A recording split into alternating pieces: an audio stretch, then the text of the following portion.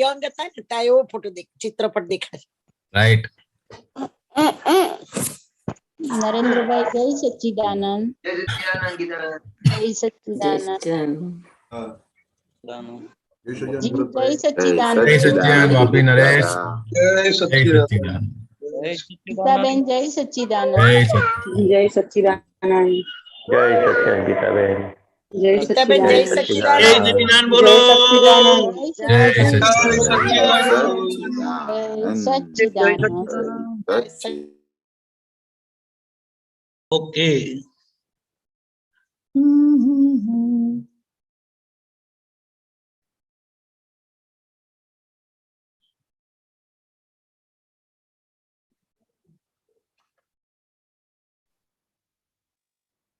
Okay Akshay daddy Trimantra follow કરજો. જય સચ્ચિદાનંદ. નમો વિતરાગાય. નમો વિતરાગાય.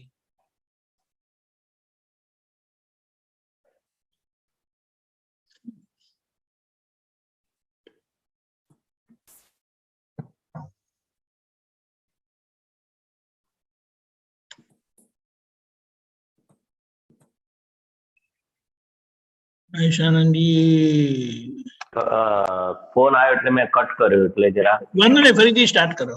હા. નમો હરિહંતાણમ. નમો અરિહંતાણમ. નમો સિદ્ધાણમ. નમો સિદ્ધાણમ. નમો આયરિયાણમ.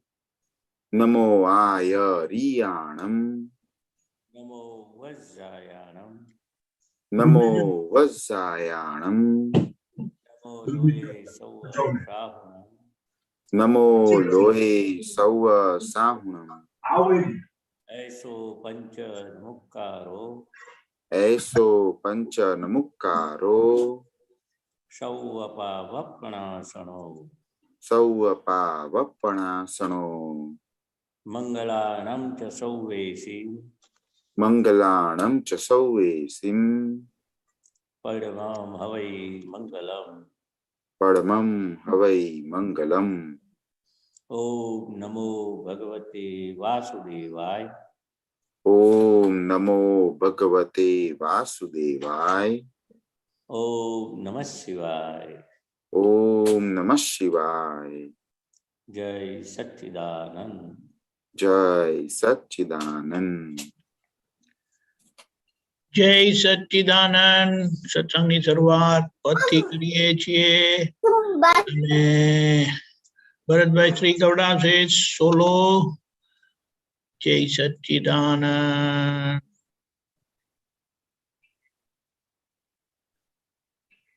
ઓકે. જય સચ્ચિદાનંદ. જય સચ્ચિદાનંદ. જય સચ્ચિદાનંદ મહેશ આનંદજી. જય સચ્ચિદાનંદ સર્વે મહાત્માઓ. દીપક આનંદજી. જય જય સચ્ચિદાનંદ. સચ્ચિદાનંદ. આજીવનનો રસ્તો છે જન્મથી મોત સુધી. શું મેળવવાનું છે લ્યો સદગુરુને પૂછી. માનવ ભવમાં કકળાટ વોરે જોખમદારી. નથી ઉપર કોઈ બાપો આધારે આધારી.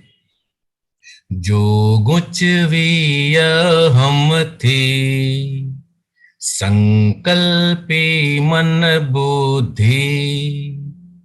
અનાદિ અનંતી વિકલ્પી અજ્ઞમૂડી.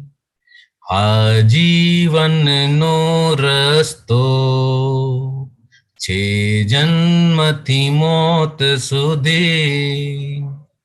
માણસની બનાવેલી ચીજોમાં જીવનથી જે ખીલે ને કરમાય ત્યાં આત્માની વસ્તી 84 લખ યોની છે તરસ ભૂખે દુખી કેવળ મન ખાદે હે જીવ પામી શકે મુક્તિ આ જીવનનો રસ્તો છે જન્મથી મોત સુધી તું એચ અને ઓનું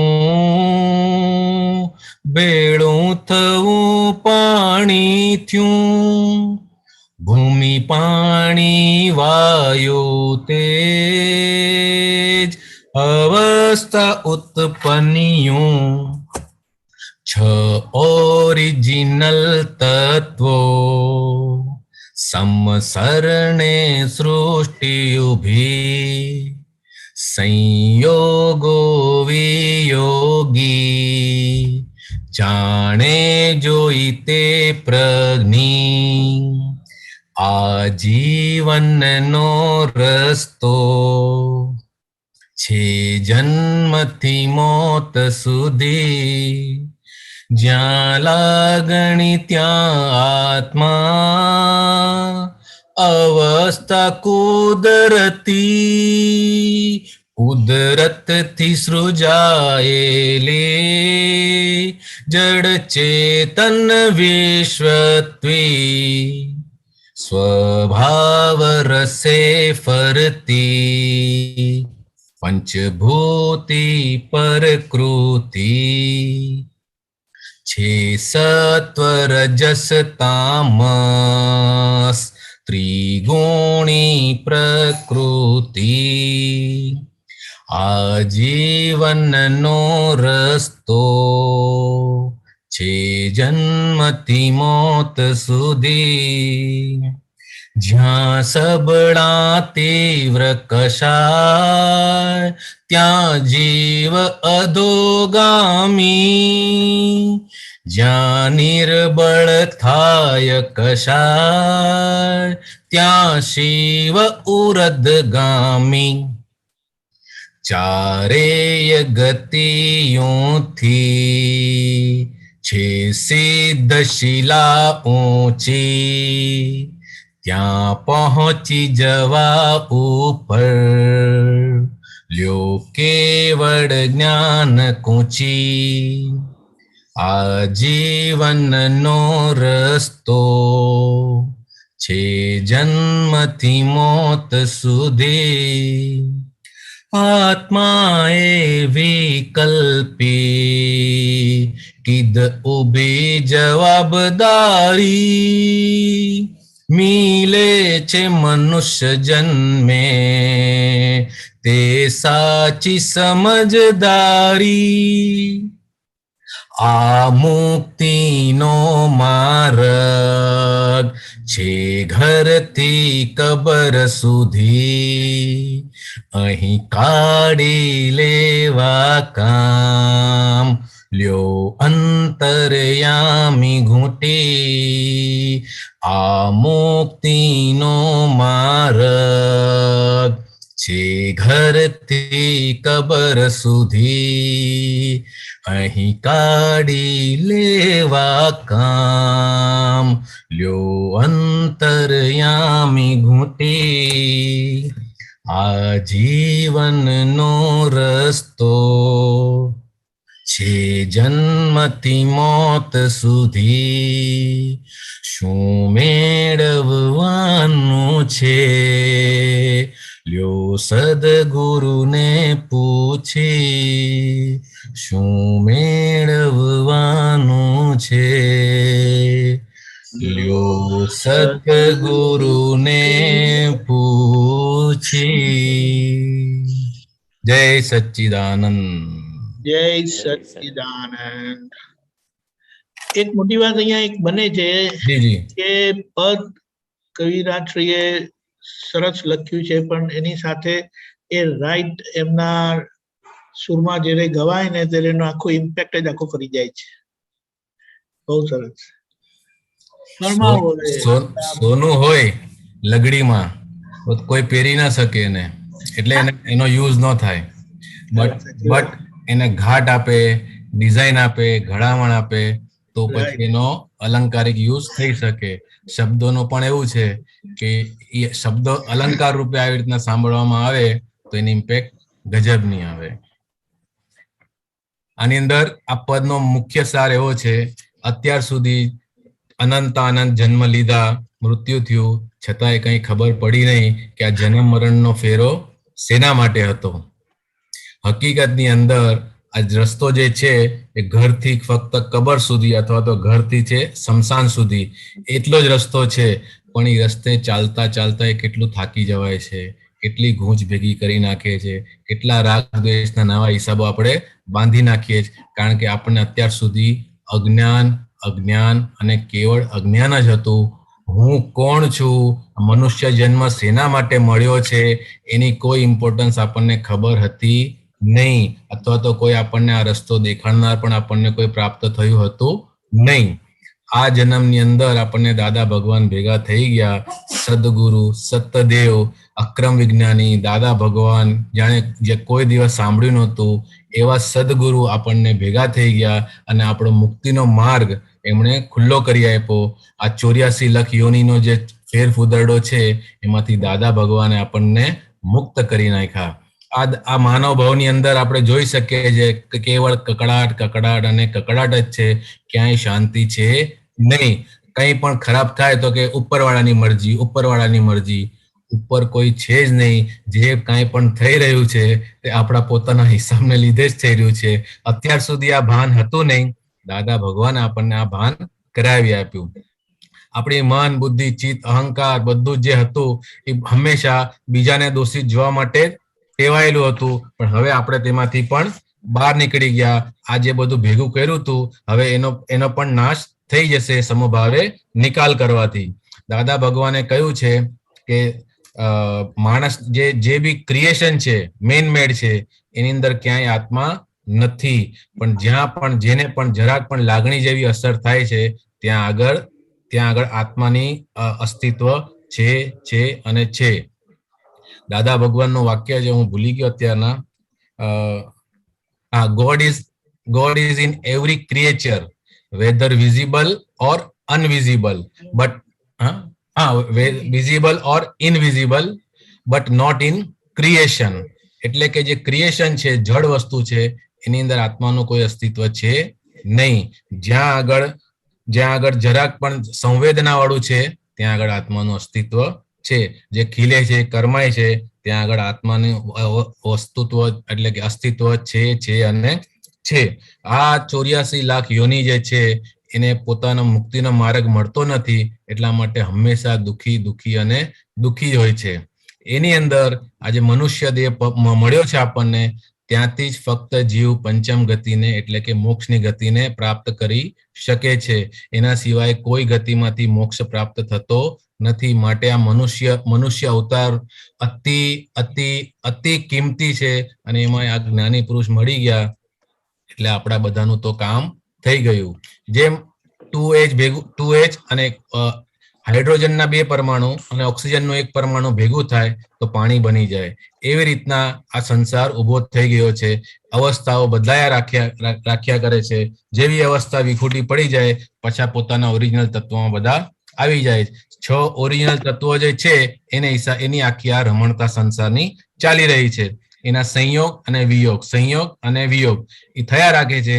દાદા ભગવાને આપણી અંદર પ્રજ્ઞા શક્તિ મૂકી આપી એટલે હવે આપણે આ જોઈ શકીએ છીએ અને એને આ વાતને આપણે સમજી શકીએ છીએ. આ તો આવી ગયું કે જ્યાં લાગણી હોય ત્યાં આત્મા હોય જ છે. આ કુદરતની વ્યવસ્થા છે. આમાં મનુષ્યએ કશું કર્યું નથી. દરેકનો સ્વભાવ પોતપોતાના હિસાબે જે ચાર્જ કર્યું હતું એ હિસાબે લઈને આવે છે. આની જે પ્રકૃતિ છે મનુષ્યની એ 3 પ્રકારની હોય છે, સત્વ, રજસ અને તામસ. આપણે જોઈ લેવાનું આપણી પ્રકૃતિ કેવી છે. કશાયો કર્યા હતા જ્યાં આગળ, તેને લીધે આ સંસારની અંદર ભટકવું પડે છે. જ્યાં આગળ કોઈને દુઃખ આપે એવા કશાયો કર્યા હોય તો જીવ જે છે એટલે કે જે આત્મ સ્વભાવ નહીં પણ જીવ કે જે આ બેવની પૂતગલ અને આત્માની વચ્ચે ઉભો થયો છે તેને નીચે જવું પડે અને જેવું કશાયો ઓછા થઈ જાય તો આ જે જીવ છે તે ઉર્ધ્વગામી થઈ જશે. ઉર્ધ્વગામી એટલે કે જીવમાંથી ઈ શિવ થઈ જશે. ચારે જે ગતિ છે, આ ચારે ગતિ છે મનુષ્ય, તિર્યંચ, દેવ અને નર્ક, આ ચારે ગતિથી ઊંચી મોક્ષની ગતિ છે. અને જ્યાં આગળ સિદ્ધશિલા છે એ સૌથી ટોપ ઉપર છે. એ આજે બ્રહ્માંડનો જે આકાર છે એક જેન્ટ્સ માણસ ઉભો હોય ખભાથી આમ હાથ ઉપર આમ કરીને, તો જે ઉપરનું ટોચકું જે છે એકદમ ટોપ એ સિદ્ધશિલા છે. આપણે ત્યાં આગળ જવાનું છે અને દાદા ભગવાને ત્યાં પહોંચી જવા માટે આપણને સિમંદર સ્વામીનું અનુસંધાન આપી દીધું છે. આ કાળની અંદર અહીંથી મોક્ષ થવો મુશ્કેલ છે, માટે વાયા મહાવિદ્ય ક્ષેત્ર કે જ્યાં આગળ કાયમનો સતયુગ જ છે અને તીર્થંકર હંમેશા હાજર જ હોય છે. આપણે સૌ સિમંદર સ્વામીના દર્શન કરી અને ત્યાંથી મોક્ષે ચાલ્યા જશું. હવે આ જે માર્ગ જે છે એ ખાલી ફક્ત ઘર આપણું જ્યાં જન્મ લીધો હોય ત્યાંથી આપણું જ્યાં આગળ એન્ડ સ્ટેશન, ફર્સ્ટ સ્ટેશન જે છે એ આપણું ઘર છે અને લાસ્ટ સ્ટેશન જે છે એ સ્મશાન છે. હવે આ બેની વચ્ચે ટ્રાવેલિંગ કરીએ એની અંદર આપણે આપણું કામ જે સાચું કામ છે એ કાઢી લેવાની જરૂર છે. લક્ષ્મી, વિષય, ઘર, બંગલા, ગાડી, છોકરા છોકરી, આ તે બધું એ તો અનાદિથી કર્યું જ છે. હવે એમાં કશો સાર નથી. એ આપણને ભાન દાદા ભગવાને કરી આવી આપ્યું. હવે આપણે આપણો આત્માને, આપણું જે અંતર્યામી પરમાત્મા જે છે, આત્મા સ્વરૂપ છે, ફક્ત એને જ હવે આપણે ધ્યાનમાં રાખવા જેવું છે. અને હું શુદ્ધાત્મા છું એ લક્ષ્ય સાથે જીવન જીવી જવા જેવું છે. જય સચ્ચિદાનંદ. જય સચ્ચિદાનંદ. જય સચ્ચિદાનંદ દીપકાનંદજી. જય સચ્ચિદાનંદજી. સચ્ચિદાનંદ. ભૂલચૂક થઈ હોય તો માફ કરી દેજો. આ ઘરથી કબર સુધીનો એક શેર પણ છે, મને શેર યાદ નથી આવતો, ઘાયલ સાહેબનો છે. તો એ કેટલું થાકી જવાયું ઘાયલ. જીવન જો તો જે છે એ ફક્ત ઘરથી કબર સુધીનો જ રસ્તો છે. હવે બધાને જ્યાં રહેતા હશે એના 5-10 કિલોમીટરની આસપાસ જ સ્મશાન ઘાટ હશે અને હશે. અને સૌનું અંતિમ સ્ટેશન તો આ લૌકિક દુનિયાની અંદર ઈ જ હોય છે. તો પણ આ જન્મની અંદર કેટલું બધું થાકી જવાય. દિવસ સવારે ઉઠે ત્યારથી જ મનુષ્ય થાકેલો હોય છે. જય સચ્ચિદાનંદ. જય સચ્ચિદાનંદ. એટલે એમ કીધું છે કે એ સ્મશાન ઘાટ પાર કરવાનો રસ્તો મળી જાય ને, એની આગળ શિવજી છે, એટલે જ્ઞાની પુરુષ છે. યસ. અને આપણને તે પ્રાપ્ત થઈ ગયા. યસ, બિલકુલ. મહાત્માઓને હવે મૃત્યુનો ડર જતો રહ્યો છે. મૃત્યુ મહોત્સવ રૂપ થઈ ગયો છે. બિલકુલ સાચી વાત, સાચી વાત. બધું દાદા ભગવાનની કૃપા થકી. કારણ કે આગળ જાય છે ને, મુખ્ય વસ્તુ મોક્ષ માર્ગે આગળ જાય છે, વધે છે. જબરદસ્ત. જય સચ્ચિદાનંદ. જય સચ્ચિદાનંદ. જય સચ્ચિદાનંદ. જય સચ્ચિદાનંદ. મહેશાનંદજી, આપણે પ્રશ્ન લઈએ. મહેશાનંદજી નો અવાજ બહુ ઓછો આવે છે. જરા હા મહેશાનંદજી, તમે કઈ કરો, વોલ્યુમ જરા અપ કરો. હા બોલો. હવે હજી ઉપર કરો, વોલ્યુમ અપ કરો ને. હજુ અપ કરો. બહુ ઓછો આવે છે સંભળાવવામાં. હવે આવ્યો? હા હવે આવ્યો થોડો. બરાબર. હા ચાલો. એમની પાસે વોલ્યુમ કંટ્રોલ છે નહીં, ખાલી આગળ પાછળ જ કરવું પડે. એનું તમે બહુ નીચે છે, ઊંચું કરો જરા. અચ્છા, એ ક્યાં છે? અવાજ આવે છે બરાબર? આ જ છે. હા બસ એમાં તો ઊંચું જ છે, એટલે એમાં કશું નથી. ઓકે, એ તો શરૂઆત છે ને, એટલે પછી વધશે અવાજ. હા સારું સારું. જય સચ્ચિદાનંદ. હેમાબેન. જય સચ્ચિદાનંદ. જય સચ્ચિદાનંદ દીપકાનંદ. જય સચ્ચિદાનંદ. મહેશાનંદ. જય સચ્ચિદાનંદ. આપતો સૂત્ર જય સચ્ચિદાનંદ. ઉભા રહેજો. સૂત્ર થાંબા. ઓકે.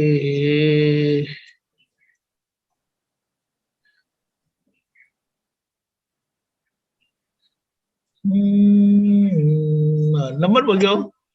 સૂત્ર નંબર 42-22. 42-42. રાઈટ. અને બીજું વાક્ય છે 42-27.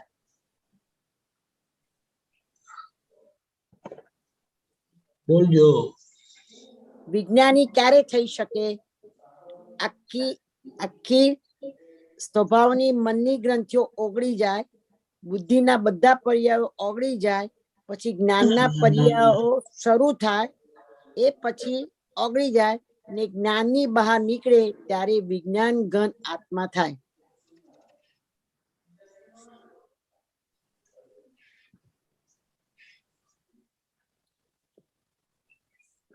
ઓકે, તમે નાનું પુસ્તક તમારી પાસે નાનું છે, મારી પાસે મોટું છે. બેની વચ્ચેનું રાખો ને. વચ્ચેનું એવું હોતું નથી.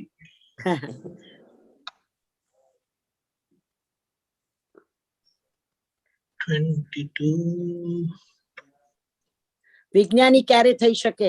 હા, એક મિનિટ.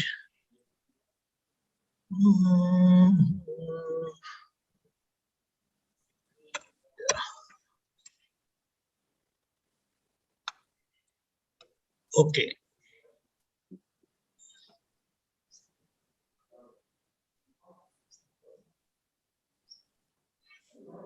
Yeah. વિજ્ઞાની ક્યારે થઈ શકે? આખી મનની ગ્રંથિઓ ઓગળી જાય, બુદ્ધિના બધા પર્યાયો ઓગળી જાય, પછી જ્ઞાનના પર્યાયો શરૂ થાય, એ પછી ઓગળી જાય. અરે અરે અરે, એક મિનિટ, સોરી. કશું વાંધો.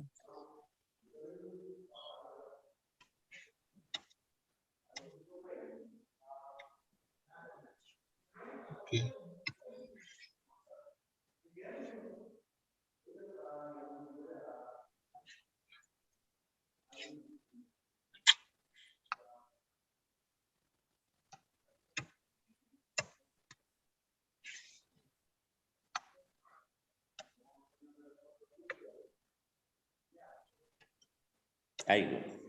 હા, હા, જ્ઞાનના પર્યાયો શરૂ થાય, એ પછી ઓગળી જાય ને જ્ઞાનની બહાર નીકળે ત્યારે વિજ્ઞાન ઘન આત્મા થાય. આ દાદા ભગવાનનો અનુભવ છે. તમે આમાં શું સમજવું છે હેમાબેન? દાદા ભગવાન આ બધી ગ્રંથિઓ ઓગળી જાય પછી વિજ્ઞાન ઘન, એટલે આપણને જ્ઞાન, આ શરૂઆત થઈ ગઈ ને આપણી. શુદ્ધાત્મા પદ આપ્યો, મનથી જુદા થયા, બુદ્ધિને આપણે ઓળખીએ, કઈ બુદ્ધિના બધા પર્યાયોને આપણે જાણીએ છીએ, કઈ કઈ ડખો કરે છે, કઈ કઈ આપણને ઉપયોગી છે બુદ્ધિ જે સમ્યક થઈ તે. અને પછી જ્ઞાનના પર્યાયો શરૂ થાય. આ તો બધો ક્યારે પાર આવે? મને વિચાર એવો આવ્યો. પાર નથી, દાદા કે કેટલું સહેલું કરી આપ્યું છે. બરાબર છે, દાદાએ તો બહુ સહેલું કરી આપ્યું છે.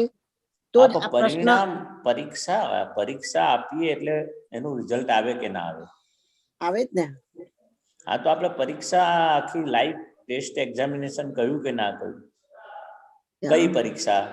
તો કે તમે મનથી જુદા, બુદ્ધિથી જુદા, આ જ્ઞેયો અનંતા જ્ઞેયોને આપણે જાણનારા, એના પર્યાયોને જાણનારા. એટલે આપણે હવે આ મન વચન કાયા એ પારકી વસ્તુ છે, જુદી છે, એ શરૂઆત થઈ ગઈ આપણી. આ પારકી વસ્તુને આપણા જાણનારા થઈ ગયા કે આખી જિંદગીમાં આ મન, બુદ્ધિ, અહંકાર, ડિસ્ચાર્જ, એટલે મન વચન કાયાએ કયો કયો રોલ ભજવ્યો નાનપણમાં, યુવાનીમાં, જ્ઞાન લીધા પહેલા, જ્ઞાન પછી. આ બધા પર્યાયો છે એના મન વચન કાયાના. એને આપણે જાણ્યા. ઓહો, કઈ કઈ ભૂલો કરાઈ, કઈ કઈ માન પોસાયું, કઈ કઈ અહંકાર પોસાયો, કઈ કઈ અંદરની બધી ગાંઠો પોસાઈ. એટલે આ જુદાપણાનો જે અનુભવ આપણને જે કરાયો છે ને, એ આખું આપણને શરૂઆત, આમ ગાડીમાં કે છે ને બોમ્બે જવું છે, બોમ્બેની ગાડીમાં બેસાડી દીધા. હવે જ્યાં બોમ્બે આવશે કે નહીં આવે, દાદા કે છે સ્ટેશન પર ઉતરજો, ચા પીને પાછી ટ્રેનમાં બેસી જજો. પછી સ્ટેશન સારું લાગે તો પછી ચલો 2 દાડા ફરીને હવે તો ગાડી ઊભી રહે ના? ઊભી રહે. તો કે ગાડી તેનો સમય. એટલે આ બધું દાદા ભગવાન બધા પર્યાયોમાંથી, આ જ્ઞાનમાંથી પસાર થયા અને ત્યારે વિજ્ઞાન ઘન આત્મા થાય કે છે.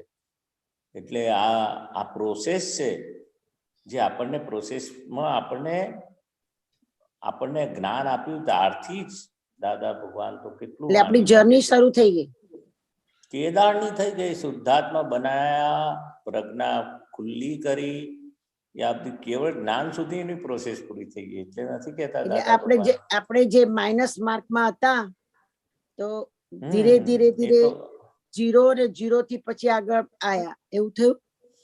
એવું જ આ માઇનસ મારાને તો જ્ઞાન આપ્યું છે દાદા કે છે. એ પ્લસ તો વાળો કહું છું તો કોઈ ને, મળ્યું જ માઇનસ નહીં. માર્કમાં હતા અને પછી ધીરે ધીરે ધીરે આગળ ચાલ્યા.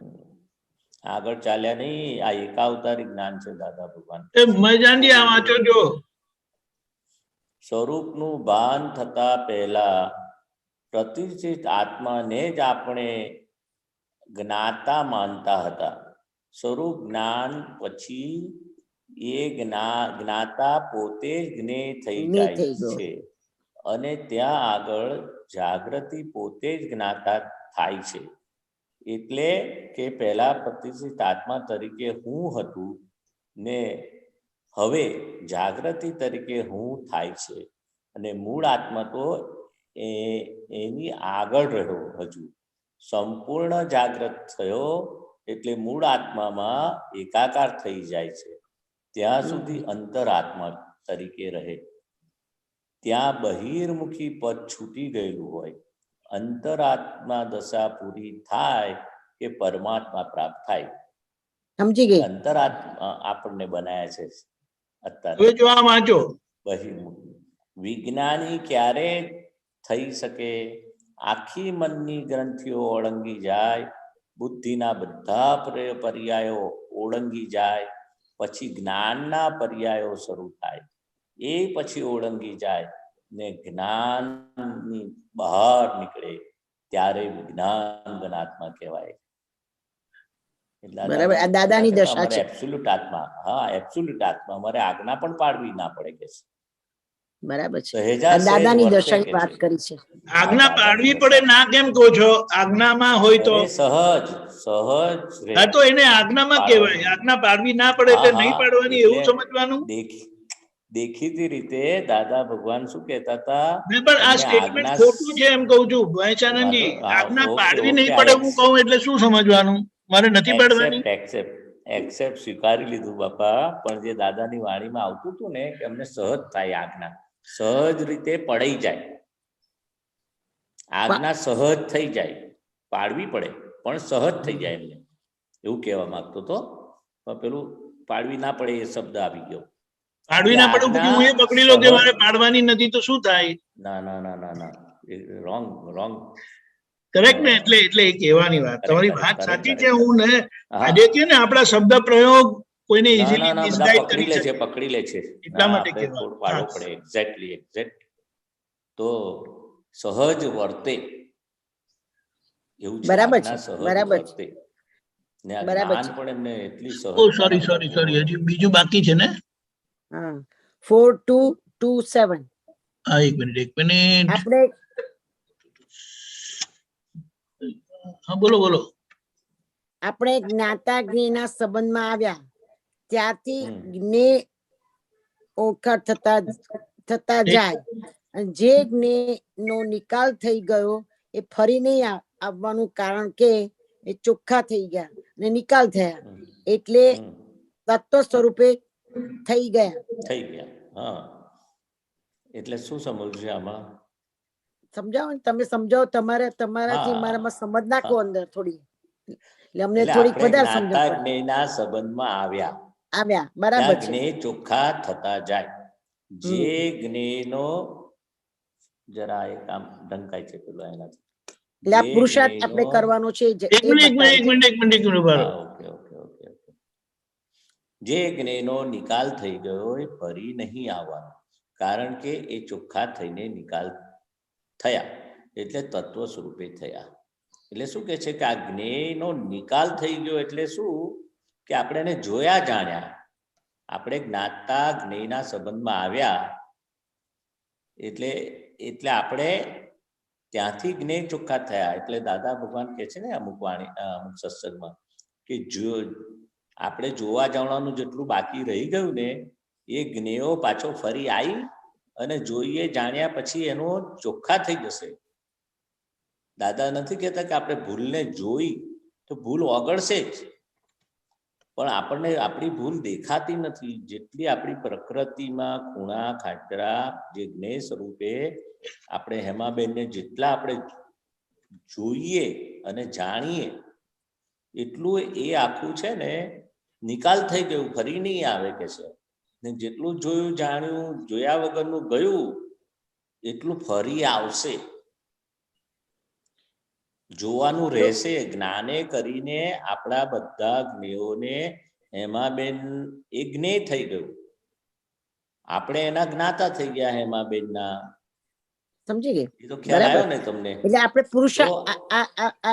આ સિદ્ધાંત છે એ હેમાબેને પુરુષાર્થની માં મૂક્યા છે, એનો સિદ્ધાંત છે. બરાબર છે ને? પેલું સિદ્ધાંત તો એ દાદાની દશાનો બતાવતા હતા, અને આ છે આપણે પોતાના પુરુષાર્થ માટેનો છે. આ બધા મહાત્માઓ માટે આ છે કે આપણું જોવા જાણવાનું જેટલું રહ્યું ને, જોયા જાણ્યા વગર રહ્યું ને એટલું પાછું આવશે જોવા જાણવાનું, એમ કહેવા માંગે. મૂળ સેન્ટર પોઈન્ટ આ છે. હા, તો દાદા એક વખત એવું કહેતા હતા કે આ બધી આપતવાણીઓ લખી લાવે, પછી અમે જોઈએ તો પછી કે શબ્દ ઊંધો હોય તો ચતો થઈ જાય. કારણ કે જે લખનાર હોય એ તો એક્ઝેક્ટનેસ તો ના જ લખે, એ એના વ્યૂ પ્રમાણે લખે. દાદાની બોલી લખે ને તો પણ એ વ્યૂ પ્રમાણે લખે. એટલે એ દાદા કે અમે વાંચીએ ને તો એ શબ્દ ચતો થઈ જાય. ઊંધો લખેલો હોય તો ચતો થઈ જાય, પૂર્ણવિરામ ના કર્યું હોય તો જરા અલ્પવિરામ કર્યું હોય, એ બધું સરખું થઈ જાય. તો એ શું કહેવા માંગતા હતા?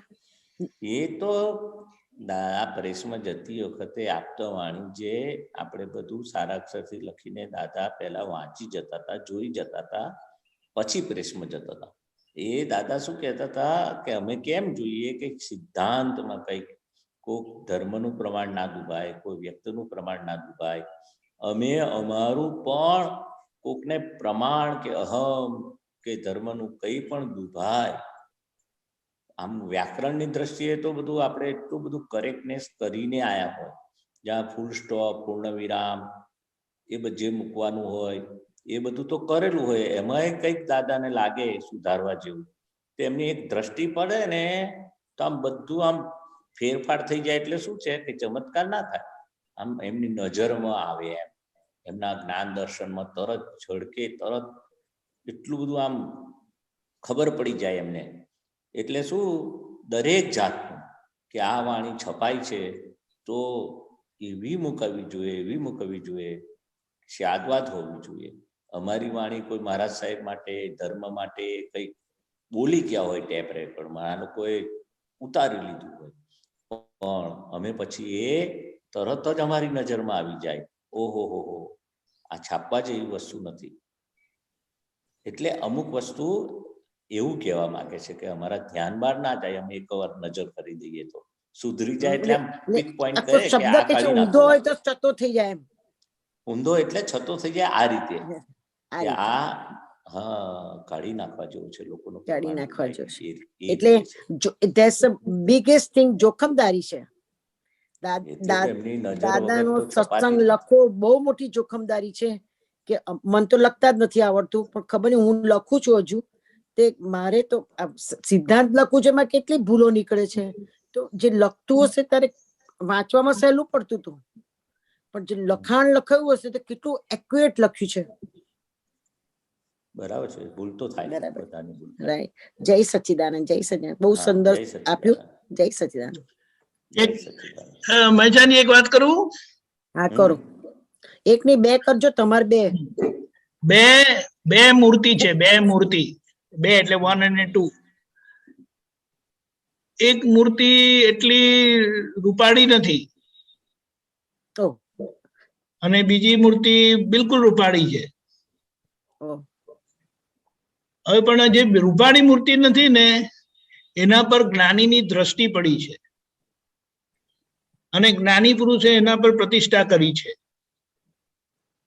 અને સંજોગ વખસાત પેલી રૂપાળી મૂર્તિ છે એના પર જ્ઞાનીના સંજોગ બાજ્યો નથી, એટલે એના પર જ્ઞાનીની દ્રષ્ટિ પડી નથી. કઈ મૂર્તિ ફળ આપે? પેલી રૂપાળી ના હોય એક ફળ આપે ને, જ્ઞાનીની દ્રષ્ટિ પડી છે ને એ ફળ આપે. હવે સમજાયું? શબ્દ સીધા થઈ જાય છે. બરાબર છે, બરાબર છે. સમથિંગ લાઈક ધેટ એવું બને. શબ્દ સીધા તો થતા થશે, પણ હેમાં સીધી થઈ ને એમ નહીં, આખો એનો એ પ્રતિષ્ઠા કામ કરે છે પછી. બરાબર છે. એટલે પ્રતિષ્ઠા અમારામાં કરી છે, એટલે અંતર્મુખી થયા, એટલે આ બધો પુરુષાર્થ કરવાનો અને આ પ્રશ્નો પૂછવાનું બધું થયું. નહીં તો ક્યાં ફરતા હતા અમે? સાયકલ ની ચેન ચડાવવી પડે, પછી સાયકલ પછી પેલું સ્કૂટર લે, પછી પેલું બધું આ બધું ચાલત, ચકમંડળ ચાલત. સારું, જય સચ્ચિદાનંદ. પણ બીજું ના કીધું, બીજું બે કહેવાના કહેતા હતા. બીજું તો કીધું 27 વાળું. કેમ આમ કરું? એક તમે કીધું એક વાત કરું એટલે કીધું, મેં તો બે વાત કરું. ના, બીજું એટલે આ બે મૂર્તિ. અચ્છા, બે મૂર્તિનું બે થયા ને. અચ્છા, બે મૂર્તિ શબ્દ રૂપાળા મૂકેલા હોય પણ એની પાછળ જ્યાં જ્ઞાનીની પ્રતિષ્ઠા નથી થઈ તો એ શબ્દ કામ નથી કરતા. એમ એટલે શબ્દમાં ખામી નથી, દ્રષ્ટિ બરાબર. ઓકે, જય સચ્ચિદાનંદ. જય સચ્ચિદાનંદ, જય સચ્ચિદાનંદ. એવી રીતે મોડા મોડા પણ આવતા રહેજો. અલે ભાઈ, અહીંયા તો તમે કારની 1 કલાક રાહ જોઈને બેઠી હતી. બરાબર. જય સચ્ચિદાનંદ. જય સચ્ચિદાનંદ.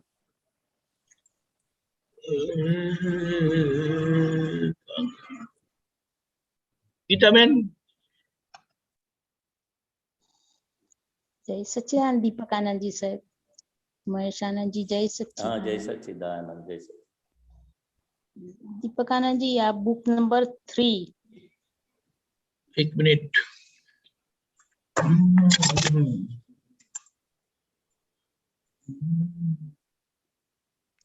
નંબર 3. હા, પેજ પાનું નંબર 36. 36. હા હા. હા, તારીખ 8/7/68, વડોદરા. નીચે date 1/6/16/4040. બોલજો. ઉપરથી 5મો પેરેગ્રાફ.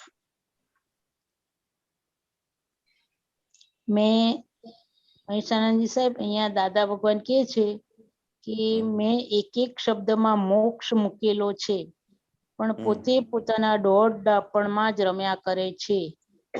દુનિયામાં તમે અભૂત થઈને વિચરશો તોય મોક્ષ જ છે.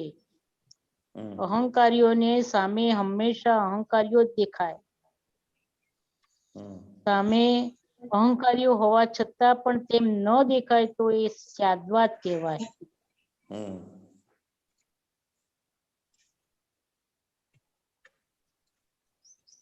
બોલો. મળ્યું દીપક આનંદજી? પાછું શરૂ ક્યાંથી થાય છે? હા, 5મો પેરેગ્રાફ. મેં એક એક શબ્દમાં મોક્ષ મૂકેલો છે. મળી ગયું. Okay okay okay. એક જ મિનિટ.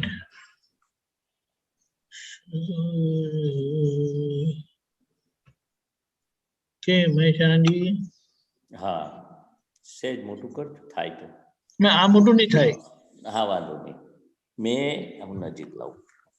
મેં એક એક શબ્દમાં મોક્ષ મૂક્યો છે. બરાબર છે.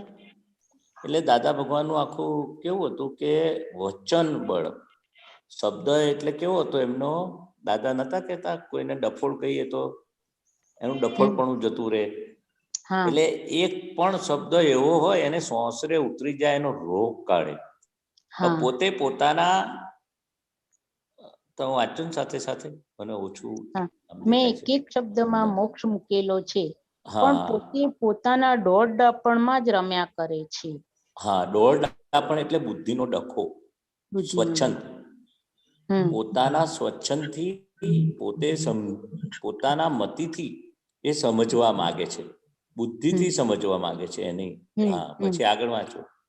હા, પછી દુનિયામાં તમે દુનિયામાં તમે અભૂત થઈને વિચારશો તોય મોક્ષ છે. હા, એટલે અભૂત એટલે બુદ્ધિ તમારી બંધ કરી દેશો ને એક એક શબ્દ જેમ છે તેમાં ગળી જજો એમ. જે રીતે ભોગવેની ભૂલ એ બધા શબ્દો છે ને દાદાએ કયા, એટલે આખું એ એક એક શબ્દ એ બુદ્ધિથી સમજાયો નથી. એટલે કે છે અમારું વચન બળના વાક્યો એવા છે ને એમાં બુદ્ધિ ના વાપરતા એમ કહેવા માંગે છે. પછી આગળ શું સાહેબ એમાં થોડુંક સમજ આપો ને કે અભૂત થઈને વિચારવું. આપણે અભૂત થઈને વિચારો એટલે આપણે નથી કહેતા કે ભાઈ અભૂત. દાદા ભગવાન કેવા હતા? અભૂત હતા. આપણે એ તો આપણે થઈ શક્યા નથી હજુ અભૂત દશા. જ્ઞાન આપ્યું છે તે એક દાડો આવશે. દાદા કે છે ને અમે અમારા જેવા તમને બનાવીશું, અમારા જેવા તમને બનાયા છે, તમને પચ્યું નથી, અમને આ આટલું થયું છે, તમને આ રીતે આ પચ્યું નથી જ્ઞાન ને આટલી ડિગ્રી ને અમારી આટલી ડિગ્રી બધી વાત કરી ને એટલે બનાયા છે દાદા ભગવાન જેવા આપણને. પણ પેલું શું છે કે આ બુદ્ધિ ઉભી આપણે આમ બુદ્ધિ વગર વાંચી જજો એક એક તો પણ બુદ્ધિ વાપરશો નહીં ને. અત્યારે આપણી કેવી વિપરીત કાળની વિપરીત બુદ્ધિ છે. એટલે આપણે બુદ્ધિથી આપણે એનો અર્થ કરવા જઈએ છીએ કે દાદા ભગવાને આ કહ્યું છે, દાદા ભગવાને આમ કહ્યું છે, આમ છે, આવું કે છે. બુદ્ધિ વગર અભૂત થઈને પણ જેમ છે તેમ પચાઈ જજો, આમ પી જજો કે છે દાદાના વાણી કે વાક્યો કે જે દાદાએ. એટલે કે છે બુદ્ધિ સહેજ પણ ના વાપરતા એમ કે છે. આ વિપરીત કાળની બુદ્ધિ છે. અને પેલી બી પાછું આ જ્ઞાન બુદ્ધિ થી સમજાય એવું છે. કઈ બુદ્ધિ? સમ્યક બુદ્ધિ, સવડી. પણ આ દુનિયામાં અત્યારે 80 થી 90% આપણને જ્ઞાન મળ્યું એટલે સવડી થઈ બુદ્ધિ. બાકી તો કે આ બુદ્ધિ અભૂત થઈને કે છે કે આ એવા જ્ઞાનના વચન બળ વાળા આપતવાણી, આપતસૂત્ર, વચન બળ વાળા વાક્યો છે. એમ જેમ છે તેમ પી જજો. જેવી રીતે કવિરાજ કેવું કે છે કે પદ ગાયા કરજો. દાદા પણ કે એનો અર્થ કાઢવાના જતા બુદ્ધિથી, એ તો આપણી બુદ્ધિ મપાઈ જાય. જેમ છે તેમ દાદાની વાણી અંદર એક વાર અંદર ગળી જજો કે છે. પછી પચાવવાનું કામ એની મેરે થશે સાયન્ટિફિક. પણ દાદાની કૃપા, દાદાના વચન બળથી આ પાતાળી ઝરણું 24 તીર્થંકરના જે હૃદયમાં હતું કાળે ક્રમે કરીને દાદા ભગવાન નિમિત્ત બન્યા. એટલે આ અપૂર્વ વાણી છે કે છે. એમાં અભૂત થઈને પણ એકવાર વાંચી જશો ને કે છે, અથવા જેમ છે તેમ ગળી જશો, ઉતારી જશો, તો પછી એ કામ કરશે વાણી એમ કે છે. વચન બળવાળી છે, કૃપાવાળી વાણી છે એવું કહેવા માંગે છે. પછી આગળ શું છે? પછી આગળ કે છે દાદા ભગવાન અહંકારીઓને સામે હંમેશા અહંકારીઓ જ દેખાય. પેલો કમળો થયો તેને બધું પીળું જ દેખાય ને. એના જેવો અહંકારી વાળાને અહંકાર દેખાય. જે રીતે આપણને અહંકાર લઈ લીધો દાદા એ નિર્જીવ અહંકાર બનાવ્યો તો આપણને શુદ્ધાત્મા બનાવ્યો તો આપણને શું દેખાય? સામે વાળામાં શુદ્ધાત્મા દેખાય છે. અજ્ઞાની ને અજ્ઞાની દેખાય, કરતા ને કરતા દેખાય. આપણને અકર્તા બનાવ્યો તો દાદા કહે છે તમને દ્રષ્ટિ આપી અકર્તાની, તો તમને સામે અકર્તા જ દેખાય, નિમિત્ત દેખાય. જેવી જેની દ્રષ્ટિ એવી એની સૃષ્ટિ. એટલે જેવો એનો અહંકાર એવું એને, જેવો પાતળો અહંકાર કે જાડો અહંકાર, કઠણ અહંકાર, એવું સામે વ્યક્તિ એને દેખાય એવું કહેવા માંગે છે. જેવો અહંકાર હોય એવું એને સામે એને દેખાય. પછી શું કે છે આગળ? પછી કે છે કે અહંકારીઓ હોવા છતાં પણ તેમ ન દેખાય તો સ્યાદ્વાદ કહેવાય. અહંકારી હોવા છતાં તેમ ન દેખાય, અહંકારી હોવા છતાં પણ તેમ ન દેખાય તો સ્યાદ્વાદ દેખાય. સ્યાદ્વાદ કહેવાય. સ્યાદ્વાદ. દાદા ભગવાન કહેતા હતા ને 1958 મારો અહંકાર, અમારી અભૂત દશા, અહંકાર સંપૂર્ણ નિર્મૂળ થઈ ગયો અને આખું સ્યાદવાદ વાણી, સ્યાદવાદ વર્તન ને આ બધું ઊભું થયું એમનું, તો સામેવાળો પણ પછી અકર્તા દેખાય, નિર્દોષ દેખાય, સ્યાદવાદ વાણી નીકળે એમની. એ દશા છે સ્યાદવાદ. હા દશા જ ને, સ્યાદવાદ વાણી, સ્યાદવાદ વર્તન, સ્યાદવાદ મનન કરવાની પરમ શક્તિ આપો નવ કલમમાં છે ને. હા ધર્મના માટે અહમ ન દુભાય. સ્યાદવાદ વર્તન ને વાણી બધું નીકળે પછી એવી જ્ઞાની પછી પુરુષની એવી દશા. વાણી નીકળે. હા અહંકાર ચાલ્યો જાય પછી. હા કે પછી એની પછી છે ને. સ્યાદવાદ વાણી એ બધું દેખાય. સ્યાદવાદ હા તો આપણો અંશે કરીને આપણી સ્યાદવાદ વાણી, સ્યાદવાદ વર્તન અંશે કરીને દાદા કે છે ને આપણો અહંકાર નિર્જીવ કરી આપ્યો. પણ સજીવ હા પેલો જીવ તો અહંકાર ગયો, એટલે જીવ તો આપણી પણ વાણી વર્તન ને આ બધું દાદા ભગવાનના આશય પ્રમાણે અંદરથી રહે કે મારે કોઈને દુઃખ ના થાય, કોઈ ધર્મનું પ્રમાણ ના દુભાય. એટલે આ 9 કલમોમાં ખાસ આપણે જેમ જેમ બોલીશું એવું કે છે સ્યાદવાદ વાણી વર્તન ને બધું ઊભું થશે. અંશે કરીને ઊભું થઈ ગયું છે, સર્વાંશ કરીને પૂરું થશે એમ કહેવા માંગે છે. બોલો બીજું.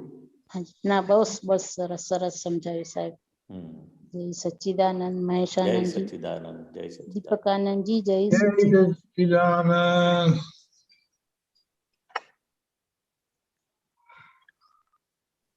ઓકે ઉમેશજી. स्वामी जी प्रणाम। जय सच्चिदानंद स्वामी जी। स्वामी जी जय सच्चिदानंद प्रणाम। जय જય सच्चिदानंद। સચ્ચિદાનંદ. स्वामी जी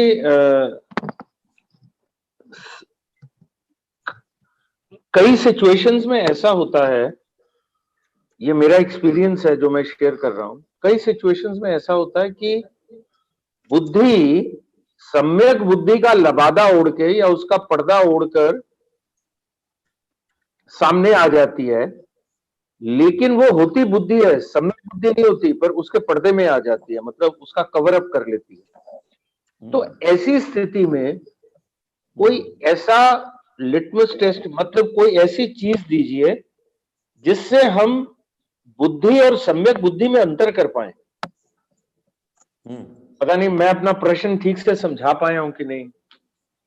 ना ठीक से समझा पाया। अच्छा जी, धन्यवाद। भी समझ थैंक यू। समझा। Thank you. हाँ, परिस्थिति में आपको जो सम्यक बुद्धि पे पर्दा आता है वो बात मतलब वो लगता है कि सम्यक बुद्धि है, पर वो एक्चुअली वही संसारी बुद्धि होती है, लेकिन सम्यक बुद्धि का पर्दा ओढ़कर आ जाती है और धोखा देकर चल जाती है, बाद में पता चलता है। उसका थर्मोमीटर क्या, उसका कोई थर्मामीटर दे दीजिए ताकि इंस्टेंटली पता वही। चले नहीं ये सम्यक बुद्धि नहीं है, बुद्धि है, नाटक हो रहा है। हाँ, उसका बहुत थर्मोमीटर दादा भगवान ने दिया जी कि कृपा जो कीजिए। भी विपरीत बुद्धि खड़ी होती है, हाँ जी, भरेला माल। हाँ जी, हाँ जी। सम्यक बुद्धि तो प्राप्त हो गई। कौन सी सम्यक बुद्धि? मैं शुद्ध आत्मा हूँ, उमेश जी से अलग हूँ। हाँ जी, हाँ जी, बिल्कुल बिल्कुल। वो सम्यक बुद्धि खड़ी हो गई, यानी कि निश्चय निर्णय से मैं शुद्ध आत्मा ही हूँ। जी बराबर। उसके हिसाब से आप उसकी 5 आज्ञा के जो भी है शुद्ध आत्मा का जो बिठाया उसके प्रोटेक्शन के लिए सब दादा। हाँ जी, हाँ जी, दादा भगवान ने क्या बताया, ये सब अपनी जो बुद्धि हो गई सम्यक, पर अभी भरेला माल रूपी विपरीत बुद्धि खड़ी है। हाँ। जो आपको इमोशनल कराती है। हाँ जी। जो आपको 5 आज्ञा का पालन नहीं कराती है जी। जो आपको दूसरे का दोष दिखाती है। हाँ जी। हाँ, जो आपको चैन से बैठने नहीं देती है। बहुत सारे थर्मोमीटर, आपकी सहजता भी टूट जाती है, यानी जो कि चैन से नहीं। इसमें सबसे अच्छा थर्मामीटर मुझे ये लगा जो चैन से नहीं बैठने देती। हाँ, वो जो भी मान लो बहुत है थर्मोमीटर, तो इतना सारे थर्मोमीटर है कि ये सब भूलो सबसे बड़ा थर्मोमीटर है। आप उमेश जी की भूल देखते हैं, वो सम्यक बुद्धि है। आप दूसरे की मिस्टेक देखते हैं, ये वो विपरीत बुद्धि है। जहां जहां वो पर उमेश जी व्यवहार दृष्टि से है, रिलेटिव है, उसको हम रियल मानते हैं जी। उसमें मैंने किया, मेरे से हुआ, वो जो है ना वो करवाती है वो बरेला माल। जो अभी हकीकत में हमें शुद्धात्मा बनाया, मगर उमेश जी के जो भी है व्यवहार उसको अलग से आप अनुभव नहीं करते, मगर मैं ही उमेश भाई हूँ, इस तरह से आप इमोशनल होके, यानी कि मुझे हुआ, मैंने किया, ये परभाव की वृत्ति में आप, ये परभाव है, पड़ोसी का है, नेबर का है, पार की चीज का है, उसको आप खुद मान लेते हैं कि मेरे से हुआ, मैंने किया, वो भी एक थर्मोमीटर है।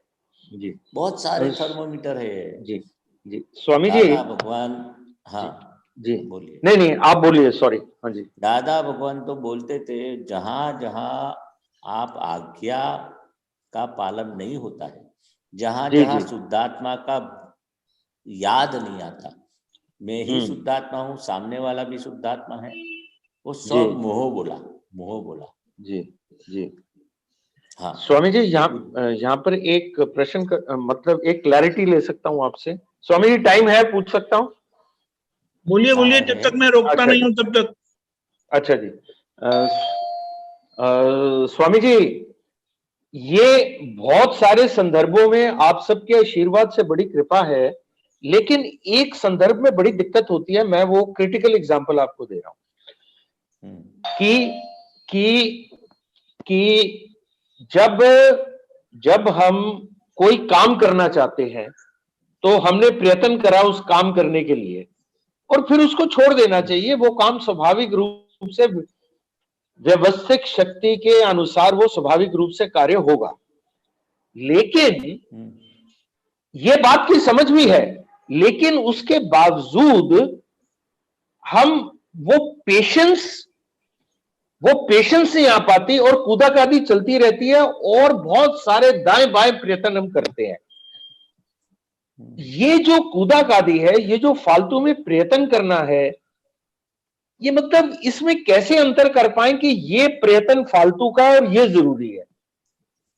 असल में मैं ये पूछना चाहता हूं कि प्रयत्न करना तो जरूरी है, ये तो मैं मानता हूं कि प्रयत्न करना है, और फिर उसके बाद जो भी व्यवस्थित शक्ति का फैसला होगा वो स्वाभाविक रूप से सामने आ जाएगा, उसको मानना है, वो चीज ठीक है। लेकिन प्रयत्न करने में भी कुछ एक प्रयत्न तो हमने कर लिए, फिर हमें बैठ जाना चाहिए ना शांति से। पर वो शांति से कई बार, हर बार नहीं ऐसा होता, पर कई बार ऐसा होता है वो शांति से बैठना नहीं हो पाता, और भी आदमी बड़े हाथ पांव मारता है और होता कुछ नहीं, लेकिन वो हाथ पांव मारता है। और ये भी एक भावना रहती है कि अगर ये हाथ पांव ना मारे मैंने, तो आप लोगों ने समझाया हुआ है कि प्रयत्न करना भी जरूरी है। कहीं ये जरूरी प्रयत्न वाला हिस्सा तो ऐसा नहीं है कि मैं आलस कर जाऊंगा। तो यहाँ पे एक वो थर्मामीटर चाहिए होता है कि जो आवश्यक प्रयत्न है और जो अनावश्यक प्रयत्न है, इसके बीच में कैसे अंतर करें? बस हमें टेंशन न रहे, इमोशनल न हो, ऐसा प्रयत्न हम बोलते हैं कि हम प्रयत्न करते हैं, मगर हकीकत में तो ये प्रयत्न करना, वो भी व्यवस्थित शक्ति आपको प्रेरणा देती है, मगर वहां जो प्रयत्न, सुनो हाँ जी, प्रयत्न व्यवस्थित शक्ति कराती है। हाँ जी, आप ऐसे ही साइंस ऐसा है, आप ये प्रयत्न करने में कितने सारे संजोग होते हैं, आप खुद इंडिपेंडेंटली प्रयत्न कर सकते हैं। आप दादा नहीं कर सकता, मैं जाने की नहीं कर सकता, सवाल ही नहीं पैदा होता, मैं नहीं कर सकता। तो ये सहजा से जो प्रयत्न होता है, वो प्रयत्न कब तक करने का, वो अपना टेंशन नहीं बढ़े, अपनी कोई अग्र सोच न हो, कि अपने जैसे कोई भी प्रयत्न में हमारा सहजता नहीं टूटे, यानी कि ऐसा प्रयत्न ऐसा करना, यानी कि प्रयत्न करने के बाद व्यवस्थित बोलते हम, बराबर है ना? उसके पहले व्यवस्थित शक्ति ने किया नहीं, जो भी रिजल्ट आया वो व्यवस्थित शक्ति, मगर प्रयत्न जो करवा संजोगों सब इकट्ठा होता है, पे हमें इमोशनल न हो जावे, और हमेरी आंतरिक शांति बोलते हैं, अंदर की आंतरिक सुख है, हाँ, वो चला न जावे अंदर। तो कहने का मतलब ये हुआ कि प्रयत्न जो भी होता है वो व्यवस्थित शक्ति के अनुसार ही होता है, उसके बाहर नहीं हो सकता। वो पहले से नहीं बोलने का, व्यवस्थित नहीं वो पहले नहीं होता है। मैं समझने के लिए होने बोल के रहा हूँ, बाद समझ के लिए बोल रहा हूँ, समझ के हाँ, होने के बाद, हाँ होने के बाद, और पर होने के बाद, लेकिन पर तो समझ के लिए ये समझना जरूरी है कि जो भी प्रयत्न उमेश के माध्यम से हो रहा है वो उसमें अपने व्यवस्थित देखने का, शक्ति के दायरे में हो रहा है। हाँ मगर वो देखने वाला हमें, उमेश जी जो प्रयत्न हाँ, व्यवस्थित के हाँ जी, अनुसार, संजोग का अनुसार, जो भी हाँ, संजोग के आधार से जो भी उमेश जी हाँ, प्रयत्न कर रहे हैं, वो हाँ, प्रयत्न जो कर रहे नहीं होता है, एग्जैक्ट हाँ शब्द होता है, तो होता उसमें है, क्या हाँ, होता है, बिल्कुल तो जो होने बिल्कुल वाला ठीक है, वो पार्ट होता है। उमेश जी का है ने, हाँ, वो उसको जानने वाला हम है। तो इसका मतलब ये हुआ स्वामी जी कि ये जो मैं दो कैटेगरीज बना रहा हूं, ये दो कैटेगरीज ही मौलिक रूप से गलत हैं। जैसे मैं बोल रहा हूं कि एक कैटेगरी आवश्यक प्रयत्न की है और दूसरी कैटेगरी अनावश्यक प्रयत्न की है, तो कोई अनावश्यक प्रयत्न होता ही नहीं है। जो भी प्रयत्न होगा वो व्यवस्थित शक्ति के अनुसार ही होगा। अनावश्यक है ना, आप इमोशनल होते हैं, अनावश्यक है। उमेश हाँ, तो जी जहाँ इमोशनल हो जाता है, जहाँ उमेश जी गलती करता है, दूसरे की भूलो दिखती है, वो जो भी कुछ उमेश जी का पार्ट में जो संजोग अनुसार ही होता है। मगर उमेश जी से जो जो कुछ प्रवृत्तियां सुबह से शाम तक आप तो हाँ, करते नहीं है, उमेश जी से हो जाती है, संजोग हो जाता अनुसार है, सब हाँ, इकट्ठा होता है। तो अपना हाँ, काम क्या है, अपना पुरुषार्थ पहले समझ लो। हाँ, हमारा पुरुषार्थ देखना है। हाँ तो पुरुषार्थ तो पहले आ गया ने कि हाँ उमेश जी, जी जो करते हैं उसको जानने वाला, देखने वाला हम है। हाँ जी, तो हाँ जी, हाँ जी, उमेश जी से प्रवृत्ति होती रहती है उनके कर्म का अनुसार से। जो बरेला माल लेके हाँ, आए हैं उमेश हाँ, जी, ठीक है, वो अब ये वो निकलेगा, चाहे आपकी वो रुक नहीं मर्जी है सकता। कि हाँ, नहीं मर्जी है।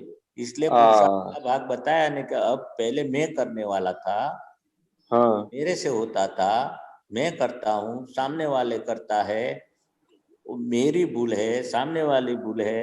तो अभी क्या है, जी, हम जी, दोनों पार्ट से उमेश जी का मन वचन काया की सभी प्रवृत्ति, सभी मन ओहो, वचन काया का हम्म, अंतस्करण से भी, मन बुद्धि चित्त अहंकार से भी हम अलग है। वो अलग है, सेंटर पॉइंट में रखना है पहला। हाँ जो जी, हाँ जी, अब आया समझ मेरे फिर को, अब उमेश हुआ जी क्लिक जो स्वामी जी। प्रवृत्ति, हाँ उमेश जी जो हाँ, अब प्रवृत्ति हुआ उससे क्लिक, हो हाँ, व्यवस्थित के कारण, यानी कि जो हम्म, संजोग अधीन उमेश भाई भमरडा हाँ, है कि आपने, नहीं। तो वो जी, जी, भमरडा उकल रहा है, उकल रहा जी, का जी, उमेश जी लट्टू, की, जी, हाँ जी, तो लट्टू लट्टू बोलते हैं। लट्टू हाँ, लट्टू, बोलते ने, लट्टू, हाँ जी, भमरडा हाँ जी, बोलते ने। जो हाँ जी, अपने हाँ जी, हाँ पहले, जी, हाँ तो भमरडा लट्टू जो घूम रहा है, तो जी, उसको जानने वाले हम हैं, देखने वाले हाँ, हम हैं। तो वो जहां समझ आ उमेश गया। जी में, हाँ हाँ, तो हाँ, हाँ हाँ, जो हाँ, गलती का भाग है, जी, जी, उमेश जी, जी का भमरडा उकल रहा है, वो गलती हाँ, का भाग को हमें रेक्टिफाई करने का है। आपने हाँ आपने बड़ी कृपा करी स्वामी जी, मेरे क्वेश्चन को डिस्ट्रॉय कर दिया आपने। मेरा अरे सवाल गलत था, उस सवाल को डिस्ट्रॉय कर दिया आपने, नहीं, बड़ी बड़ी सवाल तो कृपा करी। गलत होता ही नहीं है, सवाल गलत नहीं, नहीं नहीं, होता है। नहीं, सवाल तो क्योंकि महेशानंद और, जी, हाँ जी, महेशानंद जी, हाँ जी, हम्म, महेशानंद जी, हम्म, जी, सुनाई देता है महेशानंद जी? हाँ हाँ हाँ हाँ, बोलिए बोलिए। हाँ, मैं क्या बोलता हूँ, वो दादा भगवान ने उसका वो दही बनाने के लिए आपने वो दूध डाला, वो गरम कर वो मेहरबान भी डाल दिया, तो फिर रात को वो उठे तो देखे हम्म, कि ये हुआ कि नहीं, तो वो दही का ढका हो जाता है। तो उसका मतलब ऐसा हम्म, कह सकते हैं कि हमारा जो पहला प्रयत्न दही बनाने का था, उसको टाइम देना चाहिए कि इतने घंटे के बाद ही मैं चेक करूं, नहीं तो बीच में चेक करेंगे तो वो ढका हो ठीक है, जाएगा और ठीक है, फिर काम बिगड़ जाएगा। हाँ जी, हाँ जी, सही है? सही बात है, सही है, सही है। हाँ, हाँ, भाई जी, ठीक है, समझ में ठीक है, आया? बोलते हैं ना बुद्धि का। हाँ, हाँ, समझ आया स्वामी जी, आपका इशारा बिल्कुल क्लियर मेरे को समझ आ गया, जो आप समझा रहे हैं। हाँ, बिल्कुल ठीक से समझ आ गया स्वामी जी। मेरे को लगता है मैं गलती इस प्रश्न में पूछने में ये कर रहा था, एक बहुत बहुत बड़ी जो गलती मेरे को समझ आई वो ये कर रहा था मैं, कि मैं मेरा काम सिर्फ देखना और जानना है जो भी उमेश के स्तर पर हो रहा है। मैं बेसिकली अनावश्यक प्रयत्न को रोकने की कोशिश कर रहा था कि मैं उसको किस तरह रोकूं, किस तरह अवॉइड करूं, मैं वो नहीं कर यही नहीं, रोकने की भी बात सही है, उसको 8 घंटा देना चाहिए बनाने के बाद। उसके अलावा उसके पहले अगर आपने उंगली डाल दी ना तो वो दफा हो जाएगा। हाँ, तो वो शांति से बैठना चाहिए उतने समय के लिए मेरे को। No, you have to give some time, appropriate time, then check. Yes. Then check. And then intervene. Very right. And then intervene. Got it. Swami ji बड़ा अच्छा जवाब मिल गया। और टाइम के बाद इंटरवीन नहीं करते तो वो गलत है। हाँ, टाइम के बाद इंटरवीन नहीं करते तो वो गलत है, पर उसको टाइम देना है। ठीक बात, टाइम तो देना है। Very right. जय सच्चिदानंद। जय सच्चिदानंद स्वामी जी, जय सच्चिदानंद। अब जवाब। Sorry, I muted you. Unmute, please. Thank you ji, thank you. जय सच्चिदानंद। जय सच्चिदानंद स्वामी जी, जय सच्चिदानंद। स्वामी बेन।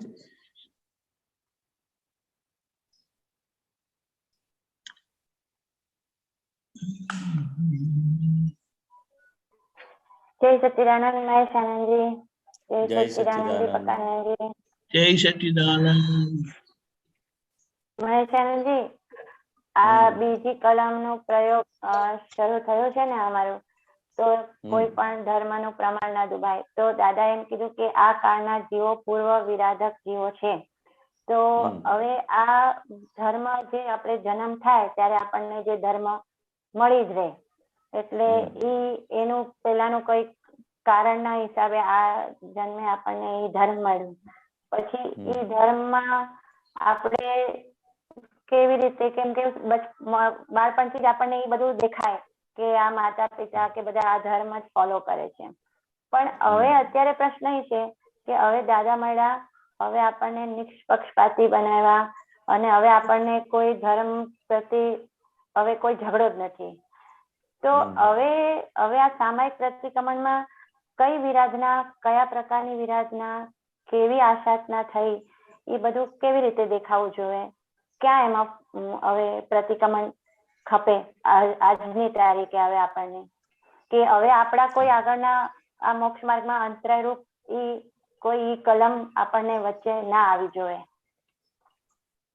હા, એટલે જોઈ લો નાનપણથી અત્યાર સુધી આપણે જે ધર્મમાં કુળ, જે આપણને જન્મ થયો એ આપણો કુળ દેવી કે કુળ ધર્મ કે જે છે તે, એના માટે અત્યારે આપણને આ વિજ્ઞાન મળ્યું, આપણને આપણે સ્વધર્મ પ્રાપ્ત થયો, આત્મધર્મ પ્રાપ્ત થયો, પણ અત્યાર સુધી નાનપણથી અણસમજણથી કે અત્યાર સુધી કે ભવિષ્યમાં તો આપણે દાદા ભગવાને કહ્યું ને કે all are correct by their view point, દરેક ધર્મ એના ધોરણ પ્રમાણે છે, સરખા નથી, બધા સ્ટાન્ડર્ડ પ્રમાણે છે, કોઈ પણ ધર્મનું દાદા કહે છે ને, અમે કોઈ પણ ધર્મનું અવર્ણવાદ, અપરાધ, અવિનય, કોઈ પણ ધર્મનું પણ પ્રમાણ ન દુભાવાય, કે દુભાવા પ્રત્યે પણ ન અનુમોદાય, એટલે કે છે આપણે કોઈ પણ ધર્મ હોય, ધર્મ ગુરુ હોય, એની ક્રિયાકાંડ હોય, એને આપણે આપણી માન્યતાથી કંઈક બોલાઈ ગયું હોય, વિચારી ગયું હોય કે વર્તન આવ્યું હોય, તે જે ભૂલો થઈ ગઈ હોય નાનપણથી અત્યાર સુધી ધર્મના અને ભવિષ્યમાં પણ આપણે કોઈ પણ ધર્મ માટે બોલાય નહીં, એ ખ્યાલ આવ્યો તમને?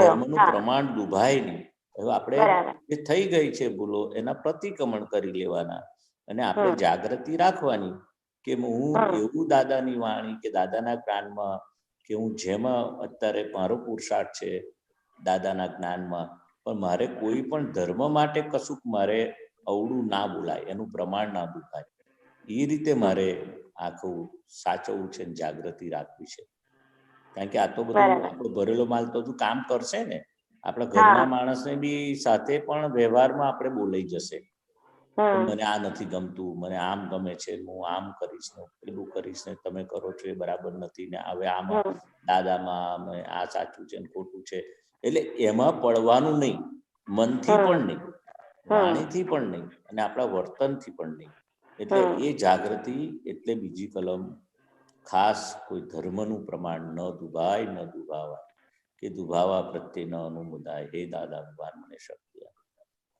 પછી બરાબર. એ રીતે એની શાદ વાત વાણી, શાદ વાત વર્તન, શાદ વાત મનન કરવાની, એના પ્રમાણ ન દુભાય હમ એ રીતે એવી વાણી વર્તન એ 9 કલમમાં. બીજી કલમ ધર્મ માટે છે, આપણને છે ને અભાવ તિરસ્કાર બી થઈ જાય. કોઈનું હા. વર્તન જે ક્રમિક માર્ગમાં જે બધું આ લોકો કરતા હા. હોય ને એ આપણને પહેલા મનમાં તો ગમે જ નહીં. હમ કોઈ કહે ને તોય ના ગમે. હવે મમ્મી પપ્પા કહે તમને કે ચલો ને આપણે આ માતાજીના અંબાજી દર્શન કરવા છે, કે બીજે ધર્મ સ્થાને આપણે આની વર્ષી હોય કે કઈ તહેવાર હોય તો આપણે જવું છે, તો આપણે ફાઇલનો સંભાવે નિકાલ કરવાનો. દાદા ભગવાન પણ ઘરે કથા બી કરાવતા હતા, તો બેસતા હતા કથામાં પણ. એમને શું કથામાં બેસવાની જરૂર? સત્યનારાયણ ભગવાનની કથામાં બેઠેલા અમે જાતે જોયા છે, અમે પણ બેઠેલા. એટલે દાદા કે હું નથી માનતો કે આ તે એવું કશું હતું નહીં. ફાઇલોનો સંભાવે નિકાલ કરવાનો. આપણે બરાબર. આપણું જ્ઞાન અંદર રાખવાનું છે, બહાર પીરસવાનું નથી. એટલે તમારા જે અંદર સગા સંબંધીમાં કે ધર્મની બાબતમાં, ફ્રેન્ડ સર્કલમાં, કે ગમે તે કુટુંબમાં કે ઓફિસ હોય કે જે હોય તે સરાઉન્ડિંગ, એમાં આપણે એવું ક્યારેય પણ વિચારીએ નહીં, બોલીએ નહીં કે એવું વર્તન પણ આપણું સામેવાળાને ખૂંચે, કોઈ ધર્મવાળાને ખૂંચે. આ બધા કોઈ પણ ધર્મ માટે, એટલે દરેક વ્યક્તિ એના મંતવ્ય પ્રમાણે અલગ અલગ એમને ભગવાન માટેની માન્યતા હોય કે ના હોય બધાની? હા, ભગવાન એટલે એનો ધર્મ, જે ધર્મ એ જે લઈને આવ્યો છે, હા, એની શ્રદ્ધા. તો દાદા પછી એ જાગૃતિ આપણે રાખવાનું. કોઈને ખોટા ના કહેવાય. વ્યક્તિએ એનો ધર્મ અલગ હોય. બરાબર. એની શ્રદ્ધા અલગ હોય. દરેકની શ્રદ્ધા, એને માન્યતા છે ને. તો કહે છે કે આપણે એની માન્યતામાં કઈ પણ એનો ઠેસ ના પહોંચે, એને દુઃખ ના થાય. તો એ રીતે કે છે આ ખાસ બીજી કલમ. પેલું અહમ માટે કેવું છે? સહેજ પેનો અહમ ના દુભાય. અહમ એનું જીવન છે, એવું એનું ધર્મ પણ એનું પોતાની માન્યતા પ્રમાણે પોતે એના સ્ટાન્ડર્ડમાં છે. આપણે પણ એ સ્ટાન્ડર્ડમાંથી પસાર થયા છે, એ પસાર થઈ રહ્યા છે.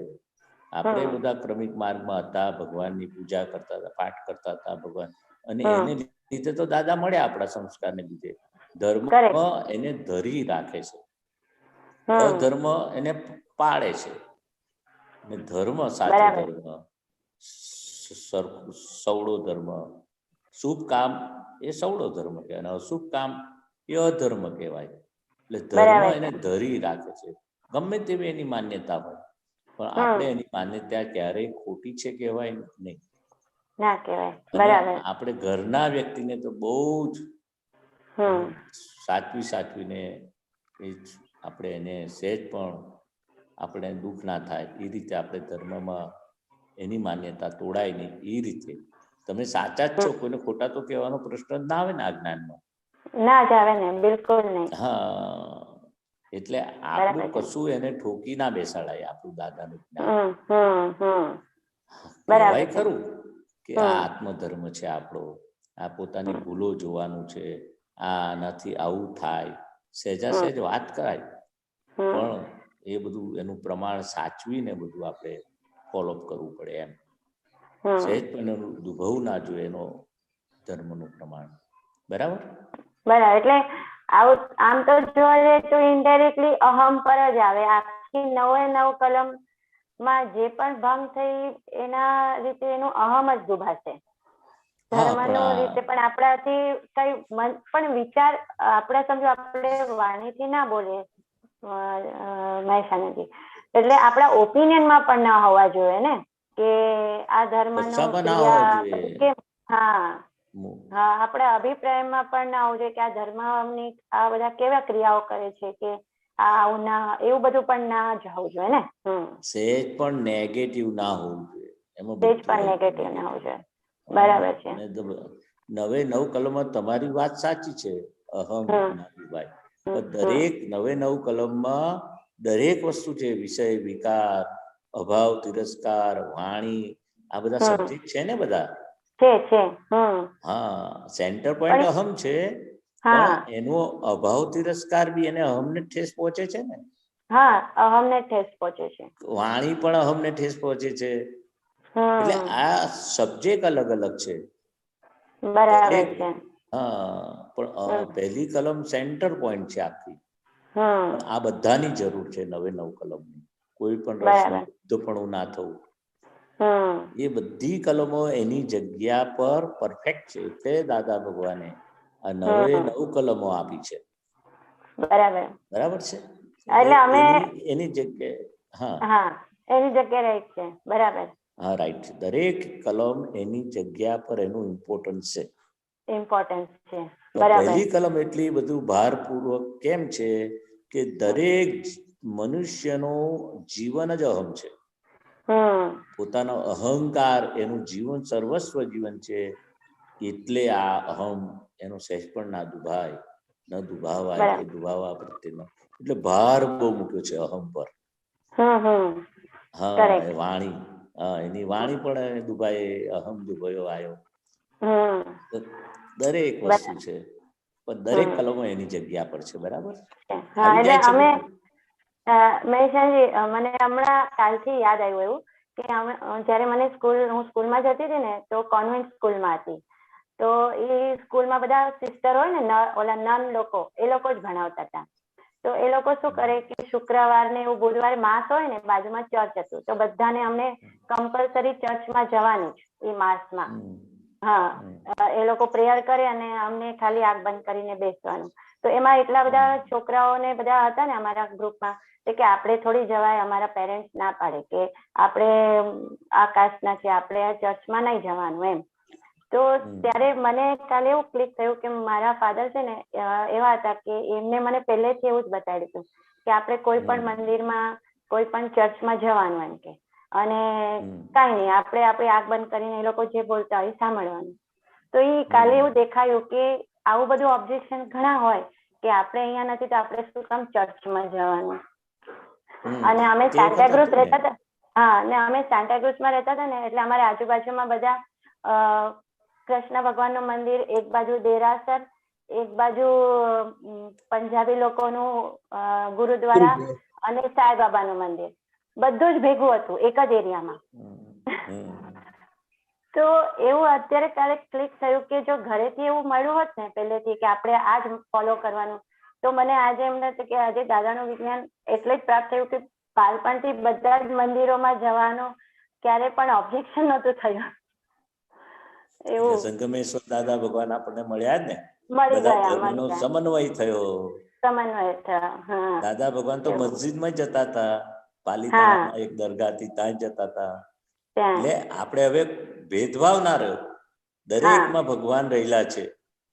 બરાબર. ને અભેદ દ્રષ્ટિ, પક્ષપાત ના રહ્યો. આપણે કઈ જગ્યાએ જવાનું હોય ને તો પક્ષપાત ના રહે, નિષ્પક્ષપાતી. આપણે આત્મ સ્વરૂપે દરેકમાં ભગવાન જોઈએ છે, દરેકમાં ભગવાન દેખાય, એ નિષ્પક્ષપાતી થયા.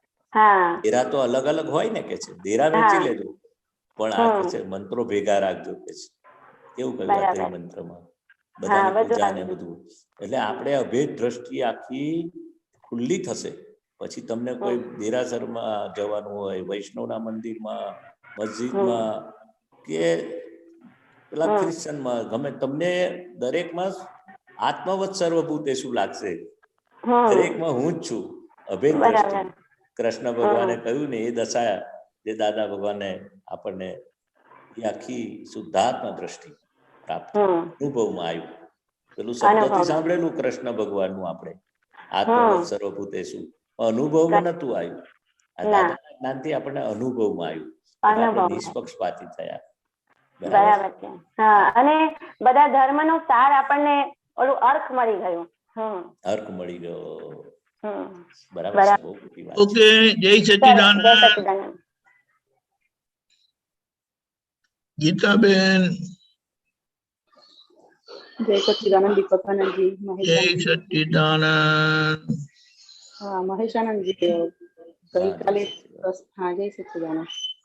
કાલે એક પ્રસંગ બન્યો, એમાં મને થોડું સોલ્યુશન જોઈએ છે. રાત્રે કે શું થયું કે બરાબર સત્સંગનો ટાઈમ થયો ને રાત્રે 9 વાગ્યાનો, એ જ વખતે ફાઇલ 2 એ મોબાઈલમાં એક ધાર્મિક પ્રસંગ ચાલુ કર્યો. તો હવે મારે સત્સંગમાં બેસવું હતું, પણ પેલું મોટા અવાજે મોબાઈલમાં એમણે જે ધાર્મિક પ્રસંગ મૂક્યો ને એટલે એમની ઈચ્છા એવી હતી કે હું પણ એ પ્રસંગ સાંભળું, અને મને એ પ્રસંગની ખબર હતી, પણ એમને એવું હોય કે ના છતાં એ સાંભળે એમ. એટલે મેં કીધું નહીં કે મારે નથી સાંભળવું, પણ મનમાં મને એવું થયું કે હવે આ જ્યાં સુધી પૂરું નહીં થાય ત્યાં સુધી મારે બોલવું તો નથી, પણ સત્સંગમાં બી બેસવું છે. તો અંદરથી ઊંચું નીચું થતું હતું મને, પણ હું બોલી નથી. અને મેં બધો સત્સંગ એમને સાંભળ્યો અને પછી દાદાને કીધું, દાદાને પ્રાર્થના થઈ ગઈ મારાથી કે દાદા મારે સત્સંગમાં બેસવું છે એમ. તો ખબર નહીં શું થયું કે એમણે સ્પીડમાં મૂકી દીધો સત્સંગ, અને 5 મિનિટમાં એ ધાર્મિક પ્રસંગ પૂરો થઈ ગયો. પછી મને એકદમ આનંદ થયો કે હું પછી મોબાઈલ લઈ અને બેસી ગઈ સત્સંગ સાંભળવા. હજુ સત્સંગની લિંકમાં જોઈન થવું છું એ પહેલા તો ફોન આવી ગયો. હવે એ ફોન આવ્યો ને તો એ ફોનનું નામ જોઈને મને એવું થયું, અંદરથી ઊભું થઈ ગયું, પતી ગયું, હવે સત્સંગ પૂરો થઈ ગયો. કારણ કે એ ફોન આવે ત્યારે કશું હોય નહીં વાતમાં, પણ 1 કલાક તો ચાલે જ ફોન એમ, ઘણી વખત 1.5-2 કલાક ચાલે એમ. એટલે મને થયું કે હવે આ તો પતી ગઈ વાત, હવે સત્સંગમાં બેસાશે નહીં. એટલે બરાબર ઊંચું નીચું તો થતું હતું, પણ હું એમને કહી ના શકી કે મારે સત્સંગમાં બેસવું છે અને સત્સંગ મારો અત્યારે ચાલુ છે. એટલે એમને ના કહેવાય તો 15-20 મિનિટ મેં સત્સંગ સાંભળ્યું, 9:45 થઈ ગયા. એટલે મેં કીધું પતી ગયું, હવે તો પૂરું થવા, હવે બેસવાનું નથી એવું જ વિચાર્યું. પણ પછી અચાનક મને દાદાને પાછું ફરીથી કીધું મેં કે દાદા મારે સત્સંગમાં બેસવું છે, હવે આ ફાઇલ પૂરી થાય એવું મને લાગતું નથી, હવે તમે જે કરો તે એમ. એવું દાદાને કીધું. હવે જેવું કીધું ને એવું મેં અંદર મનમાં ગોઠવેલું નતું, પણ અંદરથી મારા શબ્દો એવા નીકળી ગયા. ફાઇલ 2 ને એવું કીધું મેં કે ફાઇલ 2 પેલું કૂતરાને અમે લોકો પેલું પાઉં ને દૂધ ખવડાવતા હોય ને, તો પાઉં માટે મેં અચાનક પૂછાઈ ગયું કે તમે પાઉં લાયા છો? તો ફાઇલ 2 કે ના. એટલે તરત જ પેલું જે ફોન પર ચાલતો હતો ને એ ફાઇલ એવું કીધું કે ઓહ, એમને એવું સમજાવ્યું કે હજુ અમારે જમવાનું બાકી છે અમારા માટે. મેં પાઉંની વાત કરી અને એકચ્યુઅલી અમે જમી લીધું હતું. તો એ ફાઇલે મને એવું કીધું કે બાકી છે તમે જમવાનું, ચલો જમીને હું ફોન મૂકું છું. એ સ્વામિનારાયણમાં હતા, તો કે જય સ્વામિનારાયણ એમ કરીને એમણે ફોન મૂકી દીધો. એટલે હું ખુશ થઈ ગઈ અંદરથી તો. પણ પછી મને અંદર સત્સંગ પત્યા પછી મને એવું સવારમાં થયું કે અંદરથી તો મને ઊંચું નીચું થયું જ હતું. એટલે આ દોષ લાગ, અને એમને પાછું સાચું ના કીધું કે ના અમે જમી લીધું છે, મારે સત્સંગમાં બેસવું છે. મારામાં અંદર કપટ હતું કે મારે સત્સંગમાં બેસવું છે, એટલે મેં સાચું ના કીધું એમને કે અમે જમી લીધું છે, તમે વાત કરો. કારણ કે મને એમની વાત કરતા મને સત્સંગમાં વધારે ઇન્ટરેસ્ટ હતો, એટલે મેં સાચું કીધું નહીં એમને. તો હવે આ દોષ કહેવાય, ગુનો કહેવાય કે પછી શું થાય? ના, એટલે ગુનો ના કહેવાય. આપણે દાદા શું કે છે કે સત્સંગ માટે જે તમે કર્યું ને આ કે ભાઈ સામેથી આવા બધું આવ્યું, અંદરથી એમના માટે અભાવ તિરસ્કાર થાય ને એ ગુનો કહેવાય. આ તમે ફોન મૂકેલી એટલે અંદરથી એવું તો એકવારનું થઈ ગયું ને ત્યારે, અત્યારે ક્યાં થયું ને. હા, હું એ જ કહું છું કે તમે શું બોલ્યા છો એની કે આ અમે જમવાના બાકી છો એવું પણ બોલાય સત્સંગ માટે, ના બાકી હોય. આપણે શું કે સામે વાળાને દુઃખ થયું, મનથી થયું? ના, એમને કશું નથી થયું, એમને તો એમ જ છે કે મારું બાકી જ હતું. હું એ જ કહું છું કે આપણે ક્યારે પ્રતિક્રમણ કરવાનું હોય કે ક્યારે ભૂલ કહેવાય કે આપણે સામે માણસને અંદર અભાવ તિરસ્કાર મનમાં ઉભા થાય કે આ ફોન કર્યા કરે છે, મારો સત્સંગ આમ થાય આવે છે, આવા ટાઈમે ફોન આવે છે, એટલે એ દોષિત દેખાય, એના માટે અભાવ તિરસ્કાર થાય, મનમાં ચૂન થાય. ખ્યાલ તમને હું શું કહું છું? એ બધા એ ભૂલ કહેવાય. બાકી આપણા સત્સંગ માટે તો કહેવાય કે અમે હજુ જમવાના બાકી છે, જમી લીધું હોય તો કહેવાય. આ જૂઠું બોલ્યા એનું પ્રતિક્રમણ ટેવ ના પડે, આપણને ટેવ ના પડે. એટલે પણ આપણું લક્ષ્ય કેવું છે કે ભાઈ ફાઇલનો સંભાવે નિકાલ કરવાનો, એ લક્ષ્યમાં તો પહેલા રાખવું પડે. આપણે આજ્ઞા ચૂકીએ, સત્સંગ કરતા આજ્ઞા મુખ્ય છે કે સત્સંગ મુખ્ય છે? આજ્ઞા મુખ્ય છે. હા, એટલે તમે આજ્ઞા પાડી કહેવાય કે, અને સત્સંગમાં રહેવું છે તો નક્કી રાખવાનું જ. પણ કદાચ ફાઇલ નંબર 2 કે ના આજે નથી, તો હવે આજે સત્સંગ તારે નથી સાંભળવાનો, અત્યારે મારે આ જે એપિસોડ ચાલુ કર્યો છે એ જ મારે તને સંભળાવવો છે, તો પછી એના માટે શું થાય? ના, એમનું તો સાંભળવું જ પડે. તે વખત નિકાલ કરવાનો. ફાઇલ આવી છે, બીજે દાડે આપણે યુટ્યુબ પર જોઈ લેવાય સત્સંગ વખતે, અને ફરી પાછા આપણે આવવાના છે તારે પ્રશ્ન પૂછી લેવાય. પણ આપણું અંદર હાલવું ના જોઈએ કોઈ પણ પ્રકારે. આ હાલવું ક્યારે ના કહેવાય કે આ 5 આજ્ઞા અંદર વ્યવહારમાં વણી લઈએ ને તો હાલ્યું ના કહેવાય. ગીતાબેન ઇમોશનલ થાય તો આપણે ગીતાબેનને કહેવાનું કે એ અકર્તા જ છે, શુદ્ધાત્મા જ છે. પછી પેલા સ્વામિનારાયણ ધર્મ જે ફોન આવ્યો એ પણ, આપણા હસબન્ડ પણ. કોઈને આપણે કરતા માનીને સત્સંગ સાંભળીએ તો આપણે પેલો આજ્ઞાનો લોસ થશે.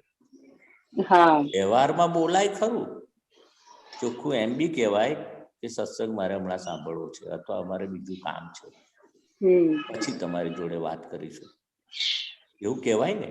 આપણું ડિસ્ટર્બ કહેવાય પણ એવું નીકળે નહીં અંદરથી જલ્દી.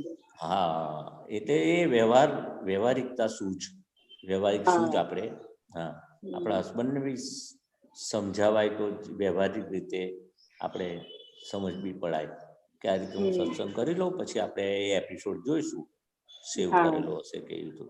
એ કે ના તારે આજે નથી, આજ જોવાનું, તો આપણે સંભાવે નિકાલ કરવાનો. કેમ કરીને દુઃખ ના થાય એ તો મોટી પહેલી કલમ આપેલી જ છે, દાદા કે છે. ના, એટલે એમને તો દુઃખ થાય કર્યું નહીં, એમને દુઃખ થાય વર્તન ના કર્યું. હું નથી કહેતો કર્યું એવું નથી, આવું થાય તો મને ઊભું થાય આવું, એમ મારે કપટ કરવાનું થાય. જેટલું ઊભું થાય ને એટલા પ્રતિક્રમણ કરવાનું. દાદા કે છે આપણી ભૂલોથી આપણે બંધાયા છે, ભૂલોથી બંધાયા નથી. જે આપણને ખૂંચે છે અંદર કાંટાની જેમ, એ બધી ભૂલોના પ્રતિક્રમણ કરવાના. એ જ મોટો સત્સંગ છે. એટલે એક પાછો એક ડર બીજો બી સવારમાં, આજે પાછું સવારમાં બીજું એ બી ઉભું થયું કે દીપકાનંદજીએ સત્સંગમાં 2-3 વખતે મને સમજાયેલું કે બહુ સરસ સમજાવ્યું હતું કે ગીતાબેન તમારી સાથે સામે જે પણ વ્યવહાર આવે છે એ ગયા અવતારનું ગીતાનું રિફ્લેક્શન જ છે, એટલે એને તમે આ પોતે ગીતા જ છે એવું માનીને તમે સમજાવો એમ. એટલે સામેવાળા ઉપર એટેક નહીં કરવાનો એમ, અને આવી રીતે રહેવાનું. ત્યારે પછી એવું ઉભું થયું કે અત્યારે તમે એ લોકોને તો કશું છે નહીં, મેં તો એમનું તો દુઃખ લાગે એવું કશું વર્તન નથી કર્યું, મારી અંદર તો આ કપટ હતું. એટલે હવે આ ગયા અવતારનું મારું આ આવ્યું છે એ વસ્તુ બરાબર છે, પણ હવે નવા અવતારમાં એ લોકો તો અજાણ છે કે મને શું ઊભું થયું છે, પણ મને આ ઊભું થયું તો હવે નવા અવતારમાં મારા કોઈ ગમતા ના ગમતામાં કોઈ આ અવરોધ ઉભો થાય, કારણ કે આ વર્તન તો સામે પાછું આવવાનું. હું એ જ કહું છું, ગીતાબેનનું જે ગીતાબેનના જે ભૂલો, કપટ કે જૂઠ કે જે કઈ ગીતાબેનનું જો કરવાનું છે. દાદા ભગવાન કે છે પ્રતિક્રમણ ના કર્યું એટલું ધોવાનું બાકી રહેશે. ગીતાબેનનું જોવા જાણવાનું જેટલું રહી ગયું, પ્રતિક્રમણ કરવાનું રહી ગયું, એટલું તમારે ધોવું પડશે. નવા કર્મ નથી બંધાતા, પણ આજે ગીતાબેનની પ્રકૃતિ પ્રતિક્રમણ કરીને સાફ કરવાનું છે. ડાઘ પડ્યો તો સાબુથી કહ્યું ને સાફ કરી લેજો. હવે તમે ના કર્યો સાફ તો કરવાનું રહેશે ને, એમ કહેવા માંગે છે. જેટલી ભૂલો પ્રતિક્રમણ કરીને આપણી ધોઈ નાખીશું. ભૂલ છે તો સમજાય ને કે આ ગીતાબેનનું કપટ છે, ગીતાબેનનું જૂઠ છે, ગીતાબેનનું આમ છે તેમ છે. એટલે બધા હેરાન તો કોણ કરે છે? વ્યક્તિ સામે વાળા હેરાન નથી કરતા, આપણું મન જ, આપણું ડિસ્ચાર્જ. એટલે ભૂલો આપણે અંદરથી માન રૂપી, લોભ રૂપી, ક્રોધ રૂપી, કપટ રૂપી એ બધા શત્રુઓ છે ને અંદર, એ તમને દેખાય. આ કપટ ઉભું થયું, આ જૂઠ બોલ્યા, આ આવું થયું, એ પેલું દેખાયું એ બહુ મોટું જ્ઞાન કહેવાય. ગીતાબેનનું કપટ દેખાયું, પછી એને પ્રતિક્રમણ દાદાની ભાષામાં કહ્યું છે, હે દાદા ગીતાબેનથી કપટ થયું, મને ક્ષમા કરો, કેમ કરીને કપટ નિર્મૂળ થાય, ચોખ્ખું થાય. એ જે પ્રતિક્રમણ તો આખું કે છે કે દાદા કે છે આખું જીવન પ્રતિક્રમણમાં કાઢી નાખવાનું છે. હા, જેટલી ભૂલો જોવામાં, એની માફી માંગવામાં જ જીવન કાઢવાની વાત છે દાદા તો. બીજો અવતાર તો બીજું પછી જેટલું ચોખ્ખું કર્યા વગર રહ્યું એ કરવાનું બાકી રહેશે, એમ કે છે. હું પૂછ્યું ને બીજું કયું બાકી રહેશે? આટલું બાકી રહેશે અંદરથી રે. મેં પ્રતિક્રમણ નથી કર્યું તો અંદર ચેતવે તમને પ્રજ્ઞા કરી નાખો ને. ગીતાબેન શાના માટે આળસ કરો છો? ગીતાબેન જોડે આ જ્ઞાન ગીતાબેનને જ આપ કરવાનું છે. પ્રતિક્રમણ ગીતાબેન પાસે કરાવડાવવાનું. આ જ પુરુષાર્થ દાદા ભગવાને કહ્યું. બહાર તો નીકળવાનું જ નથી, ગીતાબેન ની બહાર જ નથી નીકળવાનું. લો દાદા કે છે આખી જિંદગી ગીતાબેને શું કર્યું છે એની ફિલ્મ જ જો કરવાની છે. ઓહો ગીતાબેન તમે તો બહુ આ ધાડ મારી, બહુ આમ ઇમોશનલ થયા, બહુ લોકોનું આમ કર્યું તેમ કર્યું, લોકોનું આમ તેમ, જે સારું નતું બધું આવી ગયું ફિલ્મમાં. પણ જ્યાં જ્યાં આપણને જે અંદર હજુ ખૂંચે છે દોષોનું બહુ પ્રતિક્રમણ કરવાનું, ખાસ પ્રતિક્રમણ કરવાનું. બહુ જ કર્યું છે. બરાબર છે. જય સચ્ચિદાનંદ. જય સચ્ચિદાનંદ. જય સચ્ચિદાનંદ. જય સચ્ચિદાનંદ. જય સચ્ચિદાનંદ. હેમાબેન, હેમાબેન જાગો. યસ, જાગેલી છું, સાંભળું છું. આ પ્રસંગો આ બેને ગીતાબેને કીધા, એના પરથી મને પણ વિચારમાં આવ્યું કે હું 17 yearsની હતી અને મુકુ સાથેનું ડેટ કરતી હતી. અમારે શિવરાત્રીનું પૂજન હોય, મારા બા કે શિવરાત્રીનું પૂજન કરવાનું. તો મનમાં તો એમ થાય કે ચાલો શિવ તો સુધી કાઢ્યા છે બે, તો પછી તો પૂજનની થાળી તૈયાર કરવું બરાબર અને મહાદેવમાં જવાનું. મેં 2-3 બહેનો છે, કાકાની છોકરી, બાસી છોકરી, અમે 4-5 જણા જઈએ. ભટ્ટ સાહેબ આઈને ઉભા જ હોય હા બે, એટલે બધું ભેગું કરવું અને પછી શંકર ભગવાનનું લિંક હોય ને એમાં બધું ભેગું કરી મૂકી આવું. મેં કીધું પગે લાગીને મુકુલને મળવા જતી રહું. તો એના પ્રતિક્રમણ ખપે? આપણને કોઈને દુઃખ થયું હોય કે ધર્મનું પ્રમાણ ડૂબાયું હોય એના પ્રતિક્રમણ કરવાના. જ્ઞાન લીધા પછીની વાત છે ને? ના, તો પહેલાની વાત. હા, એટલે જ્ઞાન લીધા પહેલાની વાત છે. ઇન્ટેન્શન કશો નહીં, મારો ખરાબ ઇન્ટેન્શન નહીં, કશું વાત નહીં બને. પણ આ પ્રસંગ બન્યો એટલે મને વિચાર આવ્યો કે સાલું એ વખત આવું થતું હતું કે મારું પ્રતિક્રમણ રહી ગયું શું એમ. એટલે અંદર ખૂંચે છે આ તમને?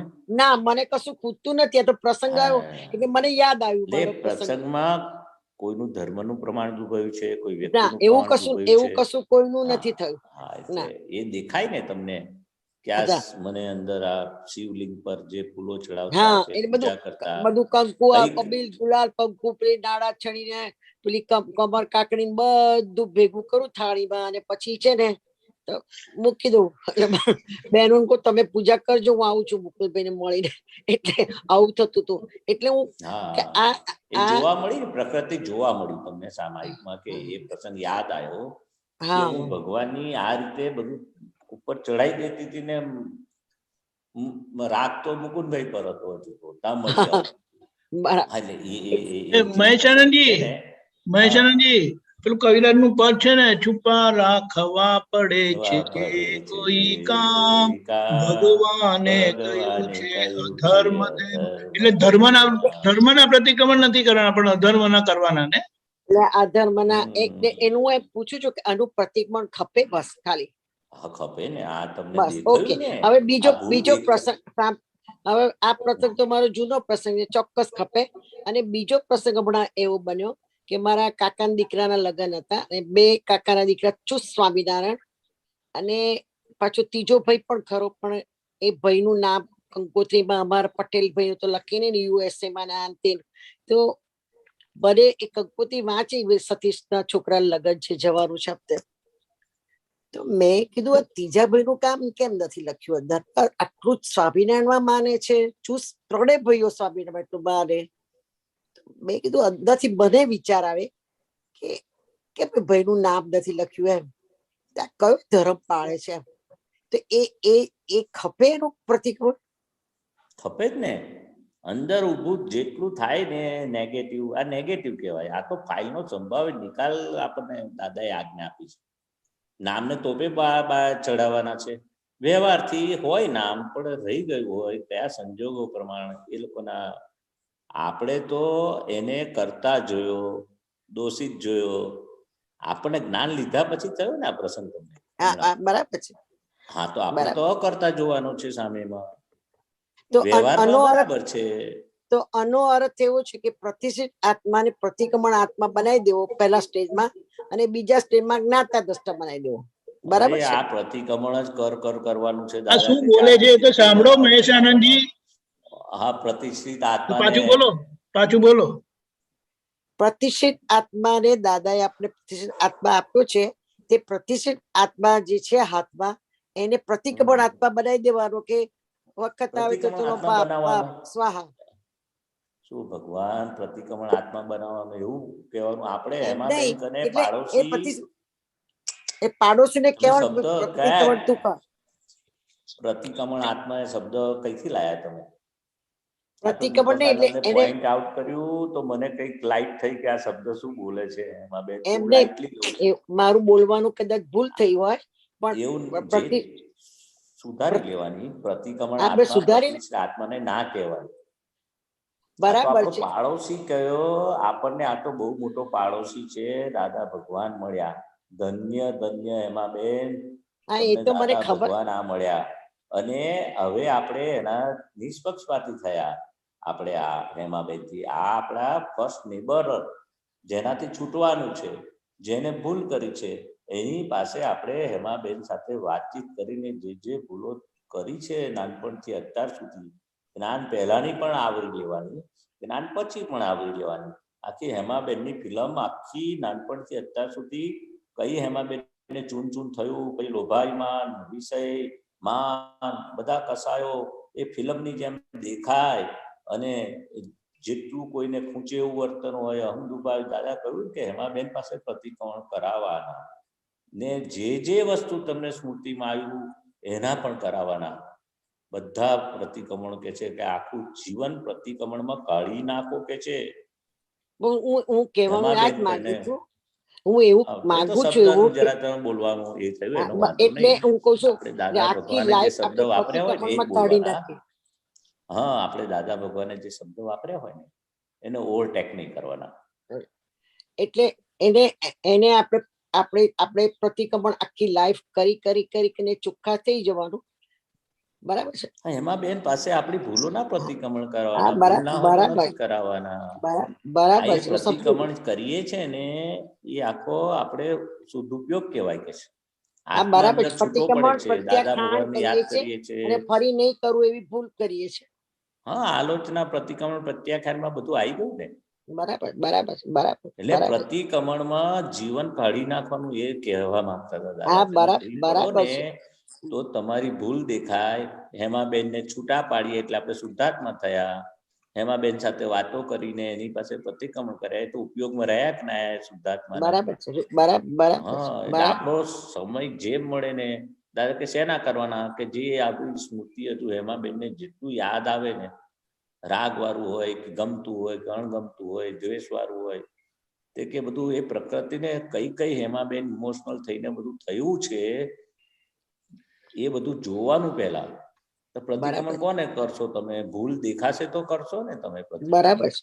ભૂલ વાળા હતા, અહીં ભૂલ થઈ, અહીં ભૂલ થઈ, અહીં ભૂલ થઈ, એમ કરીને જાગૃતિનો માર્ગ છે. આપણે જાગતા રહીએ, આપણે ભૂલથી ભૂલનો પક્ષ ના લઈએ. એટલે એ બધું આખું વિજ્ઞાન દાદાનું આખું કે છે કે ઉપયોગ પૂર્વક બધું આપણું આ જાગૃતિ પૂર્વક કે છે પ્રતિક્રમણ કરવાનું. હેમાબેનને કરવા ખાતર કરવાના નથી પાછું. ના. માર્ગ છે. બરાબર છે. કરો છો એવું નહીં કહેતા, તો વાત નીકળી એટલે મને ખબર છે. જય સચ્ચિદાનંદ. જય સચ્ચિદાનંદ. સોમભાઈ. જય સચ્ચિદાનંદ દીપકાનંદજી. જય સચ્ચિદાનંદ મહેશાનંદજી. એટલે મને મારા પ્રશ્નનો જવાબ તો મળી ગયો, પણ છતાં થોડું વધારે જાણું છું. એકચ્યુઅલી આજે થયું શું, હું જે રેસ્ટોરન્ટમાં જોબ કરું છું ને ત્યાં મારી સાથે એક ડ્રાઈવર પણ જોબ કરે છે. તો એને એક વસ્તુ ખાવી હતી, પણ એ વસ્તુમાં એમ્પ્લોય ડિસ્કાઉન્ટ ના લાગે, પણ છતાં બી મેં થોડું કપટ કરીને એને ડિસ્કાઉન્ટ વધારે આપ્યું. તો એ કપટનું નિરાકરણ કેવી રીતે લાવવું? એટલે એને એકવાર ડિસ્કાઉન્ટ આપવામાં તો આપી દીધું, પણ પછી થયું કે આ તો મેં ખોટું કામ કર્યું છે, આ તો હું ઓનર સાથે ચીટિંગ કરીને એને વધારે ડિસ્કાઉન્ટ આપ્યું મેં, જે ઓફિશિયલી અલાઉડ નથી. બરાબર છે. આપણને ખબર પડી ને આપણી ભૂલ છે ને આપણને એટલે એને આપ્યા પછી ખબર પડી. હા, વાંધો નહીં. ભૂલ તો હંમેશા પોતે જાગૃત હોય તો એક બાજુ ભૂલ થતી હોય ને એક બાજુ અંદર પ્રતિક્રમણ બી કરતો હોય, અને અમુક પછી બી આવું ખબર પડે પોતાની ભૂલ. તો આ તને પોતાને અંદર રિયલાઇઝ થયું ને કે આ કપટ કર્યું, કે આ ભૂલ કરી, આ છેતર્યા મેં, આ છુપાયું આપણા એનાથી ઓનરથી. તો આપણને ખબર પડી ને એટલે આપણે એની ફાઇલ નંબર 1 પાસે પ્રતિક્રમણ કરાવવાનું. હા બરાબર, એટલે પછી તરત મનમાં થઈ ગયું. હા, સોહમ પાસે પ્રતિક્રમણ કરાવવાનું. હે દાદા ભગવાન, અમે શેઠના અજાણતામાં રાખીને એને ઢાંકીને કહ્યા વગર એને ડિસ્કાઉન્ટ આપ્યું, તો બહુ જ મારી મોટી ભૂલ કહેવાય. એવું અંદર દાદા ભગવાન કે અંદર બેઠેલા શુદ્ધાત્મા ભગવાનને, શેઠની અંદર બેઠેલા શુદ્ધાત્મા ભગવાનને ને આપણા શુદ્ધાત્મા બધાને યાદ કરીને દાદા ભગવાનની સાક્ષી પ્રતિક્રમણ કરી લઈશ, માફી માંગી લેવાની. બરાબર છે? શેઠની અંદર બેઠેલા ભગવાનની માફી માંગવાની, દાદા ભગવાનની સાક્ષી. હા, એ મને સમજાઈ ગયું મને. હા, બસ. જય સચ્ચિદાનંદ. જય સચ્ચિદાનંદ. જય સચ્ચિદાનંદ. સોમભાઈ, તમારા ઓનર ને આ ખબર પડે તો તમારા જોબ પર કોઈ રિપર્કેશન ના આવે ને? બરોબર. હેલો. હા, જય સચ્ચિદાનંદ. તમારા ઓનર ને આ વાત ખબર પડે તો એની તમારા જોબ પર કોઈ રિપર્કેશન આવે, ઇફેક્ટ આવે? પ્રેઝન્ટેશન ના આવે, પણ એટલે એમના નજરમાં થોડું આમ થાય કે તમે કેમ આવું કરો છો તમે. હા, એટલે આ તો ફેવર કરેલું કહેવાય ને. એટલે પછી એ તો બધું કહે કે હમણાં આજે આ કર્યું તો હમણાં લગી કેટલું કર્યું હશે શી ખબર. હા, એટલે પછી એક જે આપણા ઉપર વિશ્વાસ કરતા હોય ને વિશ્વાસ ના, એટલે બધું વિચારવાનું. Not at the cost of our job. Very simple. હા, એટલે પછી મને થઈ ગયું કે આપણા માટે આપણે એ આપણને આપણી રોજીરોટી આપે છે, તો પછી આપણે એના માટે શું કરે, આપણે ચીટિંગ કરીએ. આપણે ચીટિંગ કરતા પણ મેઇન વસ્તુ શું છે, એમને ખબર પડે તો તમારા પર શું અસર આવે તે. એટલે એની લિમિટ રાખીને કરવાનું એમ કરીને. નહીં તો પછી એમને કોઈ વખત આમ તેમ પૂછી લેવાનું કે આવું હોય તો પછી can I do this favour. એટલે કોઈક વખત આવું કરે, એમના નજરમાં આવે તો તમને બોધર ના કરે. હા, એ મને સમજાઈ ગયું કે એક રીતે જોવા જઈએ તો આમ ચીટિંગ કહી શકાય, પણ એમને પૂછીને કરીએ તો વાંધો નહીં. અને આ તો કેવું છે કે owner is the boss. He can આટલા નાના કામ મિસ્ટેક ના લીધે પણ he can take a very big decision. Unnecessary કે you are not doing a great favour. ખ્યાલ આવ્યો ને હું શું કહું છું? હા, સમજી ગયો.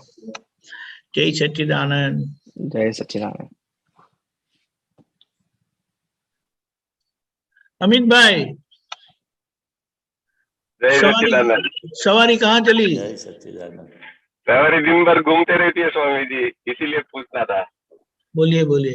अभी जो प्रश्न था स्वामी जी, तो एम कीधुं ने के फाइल के गीताबेन ना प्रश्न में અને એનો સંભાવે નિકાલ એટલે એક આજ્ઞા છે ને આપણો એક સત્સંગ છે. હવે કહેવાનું એવું છે કે સત્સંગના લીધે જે અત્યારે કન્ટિન્યુ સત્સંગ મળે છે તેના લીધે એકદમ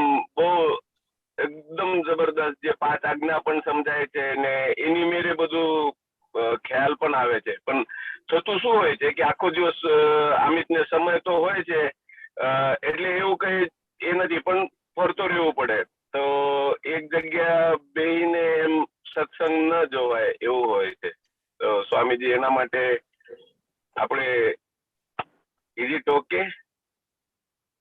હા, તો ફાઇલનો દાદા કહે છે કે આ મોટો સત્સંગ છે, ફાઇલનો સંભાવે નિકાલ કરો. તમારે જે ડ્યુટી છે, ફરજ છે, એ ફરજિયાત છે.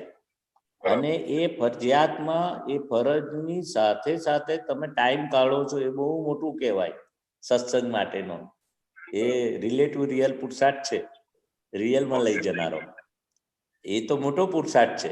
અને કોઈક વખત આવું બને, કોઈ વખત તમને બેસીને સત્સંગ સંભળાય, કોઈ વખતે એવો સંજોગો સાથ તમારું અંદર શું છે કે મારે સત્સંગ છોડવો નથી લાઈવ, પછી તો બીજે દાડે બધા જુએ છે એ વસ્તુ જુદી છે. લાઈવ સત્સંગમાં તમે પૂછી શકો છો, પેલામાં પૂછાય એવું નથી. એટલે તમને અંદરથી પ્રશ્ન બી ઉભો થાય, એના સોલ્યુશન લાવો. એટલે અંદર તમારું જે છે ને કે મારે સત્સંગ છોડવો નથી, તો બધા સંજોગો તમને છે ને વ્યવસ્થિત શક્તિ ફેવરેબલ કરી નાખશે. ટ્રાવેલિંગ સાથે બી અત્યારે તમે ટ્રાવેલિંગ કરો છો તો એક જગ્યાએ ઉભા છો કે ગાડી ચલાવતા બધું થઈ શકે. ટેકનોલોજી એટલી બધી ડેવલપ થઈ છે. એટલે ભગવાન તો તમારું શું છે આશય અંદર તમારા અંદર શું છે પુરુષાર્થ એ જ જુએ છે. તો બધા સંજોગો વ્યવસ્થિત શક્તિ બધું ભેગું કરી આપશે. તમારે જોઈએ છે તો તમને મળશે જ સત્સંગ. ના એવું થયું સ્વામીજી કે અમારે જે ભાઈ છે જે એ બોસ પણ છે એમને તો 2 વર્ષ 18 વર્ષથી એમના જોડે જ છું. તો એમને 2 વર્ષ પહેલા જે જ્ઞાન લીધું કે નહીં એના પછી આમના 5-6 મહિના પહેલા જ કીધું કે તું જે કઈ કરે છે એ બહુ સારું છે કે તારામાં બહુ ફેરફાર છે કે અને તું કન્ટિન્યુ કરજે કે એમનું બહુ એમ જોવા જઈએ તો બહુ ગ્રીન સિગ્નલ એકદમ. અને એ પોતે જ કે ડિસ્ટર્બ નહીં કરે એમનું એ નથી. અને બીજું અત્યારે જે આ મહાત્મા હતા ને એમને પૂછ્યું ને કે આવું ફેવર કરવાનું હોય છે જેમાં કપટ જેવું લાગે કે આપણે એમ કોઈ બીજાને ફેવર કરીએ કંપનીમાં. તો અમારા ભાઈ છે એમનું નેચર જરા થોડું એ છે સ્ટ્રિક્ટ છે પણ એમને ખબર છે કે હું આ બધું બધાને ફેવર કરું છું. તો એ બાબતમાં એમનું એવું કઈ એ નથી. એમને ખબર છે કે ઓન બિહાફ ઓફ મી આ અમિત કરે છે અને એ કંપનીના ફેવરમાં જ છે એટલે એ મોટા ભાગે લેટ ગો કરે છે એ વસ્તુને. પણ છતાં આપણે એના પ્રતિક્રમણ કરવા જોઈએ કે આવા સંજોગો આપણાને ભેગા થાય છે એટલા માટે. હા એટલે દાદા ભગવાન શું કે છે કે આવા સંજોગોમાં આટલો એ ફેવર કરે છે એ આપણો પ્લસ પોઈન્ટ છે. એમનો પ્લસ પોઈન્ટ છે ફેવર કરે છે. પણ આપણે એનાથી કંઈક છુપાઈને નથી કરતા ને. આપણો ઇન્ટેન્શન એવો નથી ને કે મારે એમને પૂછ્યા વગર બધું કરવું છે. જે રીતે આમની સાથે દાખલો ના આપ્યો દીપક આનંદને સોમ જોડે કે ભાઈ એમને છુપાઈને કે એને કપટ કરીને એને કમિશન આપવું છે આપણે. હા એના બોસને રાજી કરીને કમિશન આપતો હોય બરોબર ફેવર કરીને. એટલે આ સજેસ્ટ કર્યું હોય સાહેબને કે મારા કલીગ આવે કે ડ્રાઈવર આવે કે એલાઉડ કરતા હોય તો બીજા દેશમાં એલાઉડ નથી કરતા. આપણા ઇન્ડિયામાં કરે, કેનેડામાં ના કરે, ડિપેન્ડ અપોન બોસનો નેચર. હવે તમારે આ રીતે ભાઈ જેવા જ છે તમારા બોસ ને આજે તે, અને એને તમે કન્વિન્સ કરીને કરતા હોય ને. પેલામાં થર્ડ પાર્ટી છે બોસ અને આ બોસ તમારા ઘરના છે. એટલે મેઇન શું એને કન્વિન્સ એ રાજી થતા હોય બરાબર અંદર તમને ડંગતું હોય કે મેં કંઈક છુપાયું છે એમનાથી, જૂઠું બોલ્યો છું, તો અંદર આપણને અંદર જે ખૂંચે છે દાદા છે આપણને અંદર ખૂંચે છે એટલે કરી નાખવાના એ ભૂલો બસ. એ ગમે તેવું હોય અંદર ખૂંચે છે ને કે મેં ભૂલ કરી છે કંઈક, તો આપણને ટેવ ના પડે આ ભૂલ કરવાની કે જૂઠું બોલવાની, કપટ કરવાની. તો અંદર ખૂંચે છે. આમાં કેવું કે સંજોગ એવા હોય ને કે હવે નાની નાની વસ્તુ માટે હું પૂછીશ ને એટલા માટે એમને એ વસ્તુ ખબર છે કે નેચર અમિત નું એવું છે કરીને. એટલે કોઈ એમને કહે ને કે અમિતે એવી રીતે ફેવર કરેલો છે તો પણ છતાં એને એવું નહીં હોય કે કઈ ગલત કરેલું હોય અમિતે. એ ફોન કરીને પૂછે કે શું છે આ વસ્તુનું, તો હું એને કહી દઉં છું આવું આવું છે. એ કહે છે કે આ બરોબર છે તારું. એટલે એ કહે છે કે તું ક્લિયર છે તો મને કઈ પ્રોબ્લેમ નથી, પણ first on behalf of me તું ક્લિયર હોવો જોઈએ કે આપણે કોઈને કેવો ફેવર કરવું કે ન કરવું. બરાબર છે, પણ આપણે શું છે 80% ક્લિયર હોય, 90% ક્લિયર હોય, પણ 10% આપણો સ્વાર્થ આવી જતો હોય ને તો આપણને અંદર ખૂંચ્યા કરે કે આ વસ્તુ તો એમને જણાવી નથી, આ વસ્તુ એટલે આપણને જે 10% 15% શંકા રહે છે ને અંદર એ અત્યારે બધું લેટગો કરશે. પણ આ પછી ટેવ પડી ના જાય આપણને. દાદા શું કે છે કે આપણને ટેવ ના પડે જૂઠું બોલવાની, છુપાવવાની.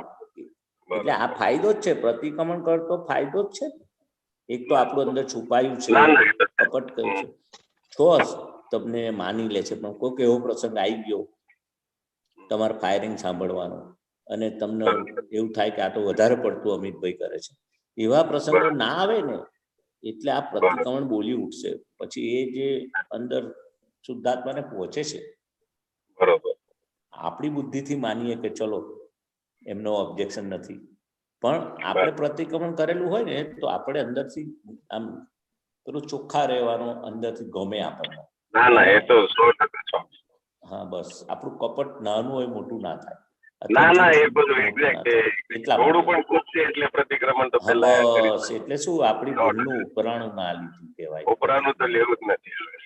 બસ એ જ નથી કર્યું એ ફ્યુચર આવા સંયોગો પણ ના મળવો જોઈએ એટલે એવી પણ પ્રાર્થના કરીએ છીએ કે ભાઈ આવા પણ નિમિત્ત ન બનાય. બરાબર છે, બરાબર છે. પ્રતિક્રમણ તો દાદા કે છે કે આપણે પોતા માટે કરવાનું છે, આપણે અંદર જે ખૂંચે છે એના માટે કરવાનું છે.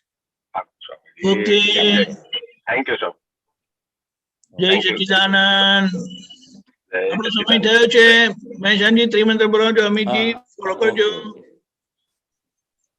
નમો વિતરાગાય, નમો વીતરાગાય, નમો અરિહંતાણમ, નમો અરિહંતાણમ, નમો સિદ્ધાણમ, નમો સિદ્ધાણમ, નમો આયરિયાણમ, નમો આયરિયાણમ, નમો વજ્જાયાણમ, નમો ઉવજ્જયાનમ, નમો લોય સૌ શાપનમ, નમો લોય સૌ સાપનમ, એસો પંચ નમુક્કારો, એતો પંચ નમુક્કારો, સૌ અપાવપણાસણો, સૌ અપાવપનાશનો, મંગલાણમ ચ સૌવેશી, મંગલાણમ ચ સૌવેશિમ, પડમમ હવૈ મંગલમ, પડમમ હવૈ મંગલમ.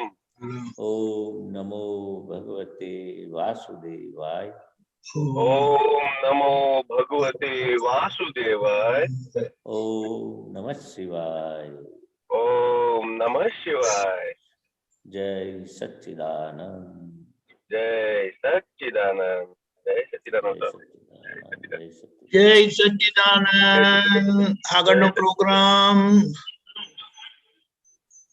3 વાગે હિન્દી સત્સંગ, 4:30 કીર્તન ભક્તિ અને આરતી, રાત્રે 9 વાગે વર્લ્ડ વાઇડ સત્સંગ અને ફરીથી આજેથી નવું કલમ નંબર 2 ના પ્રતિક્રમણ કરવાના છે છૂટાપણાના સામાયિક સાથે. તો એના પર આપણે પ્રયોગ રાખીશું દિવસ દરમિયાન પણ. જય સચ્ચિદાનંદ.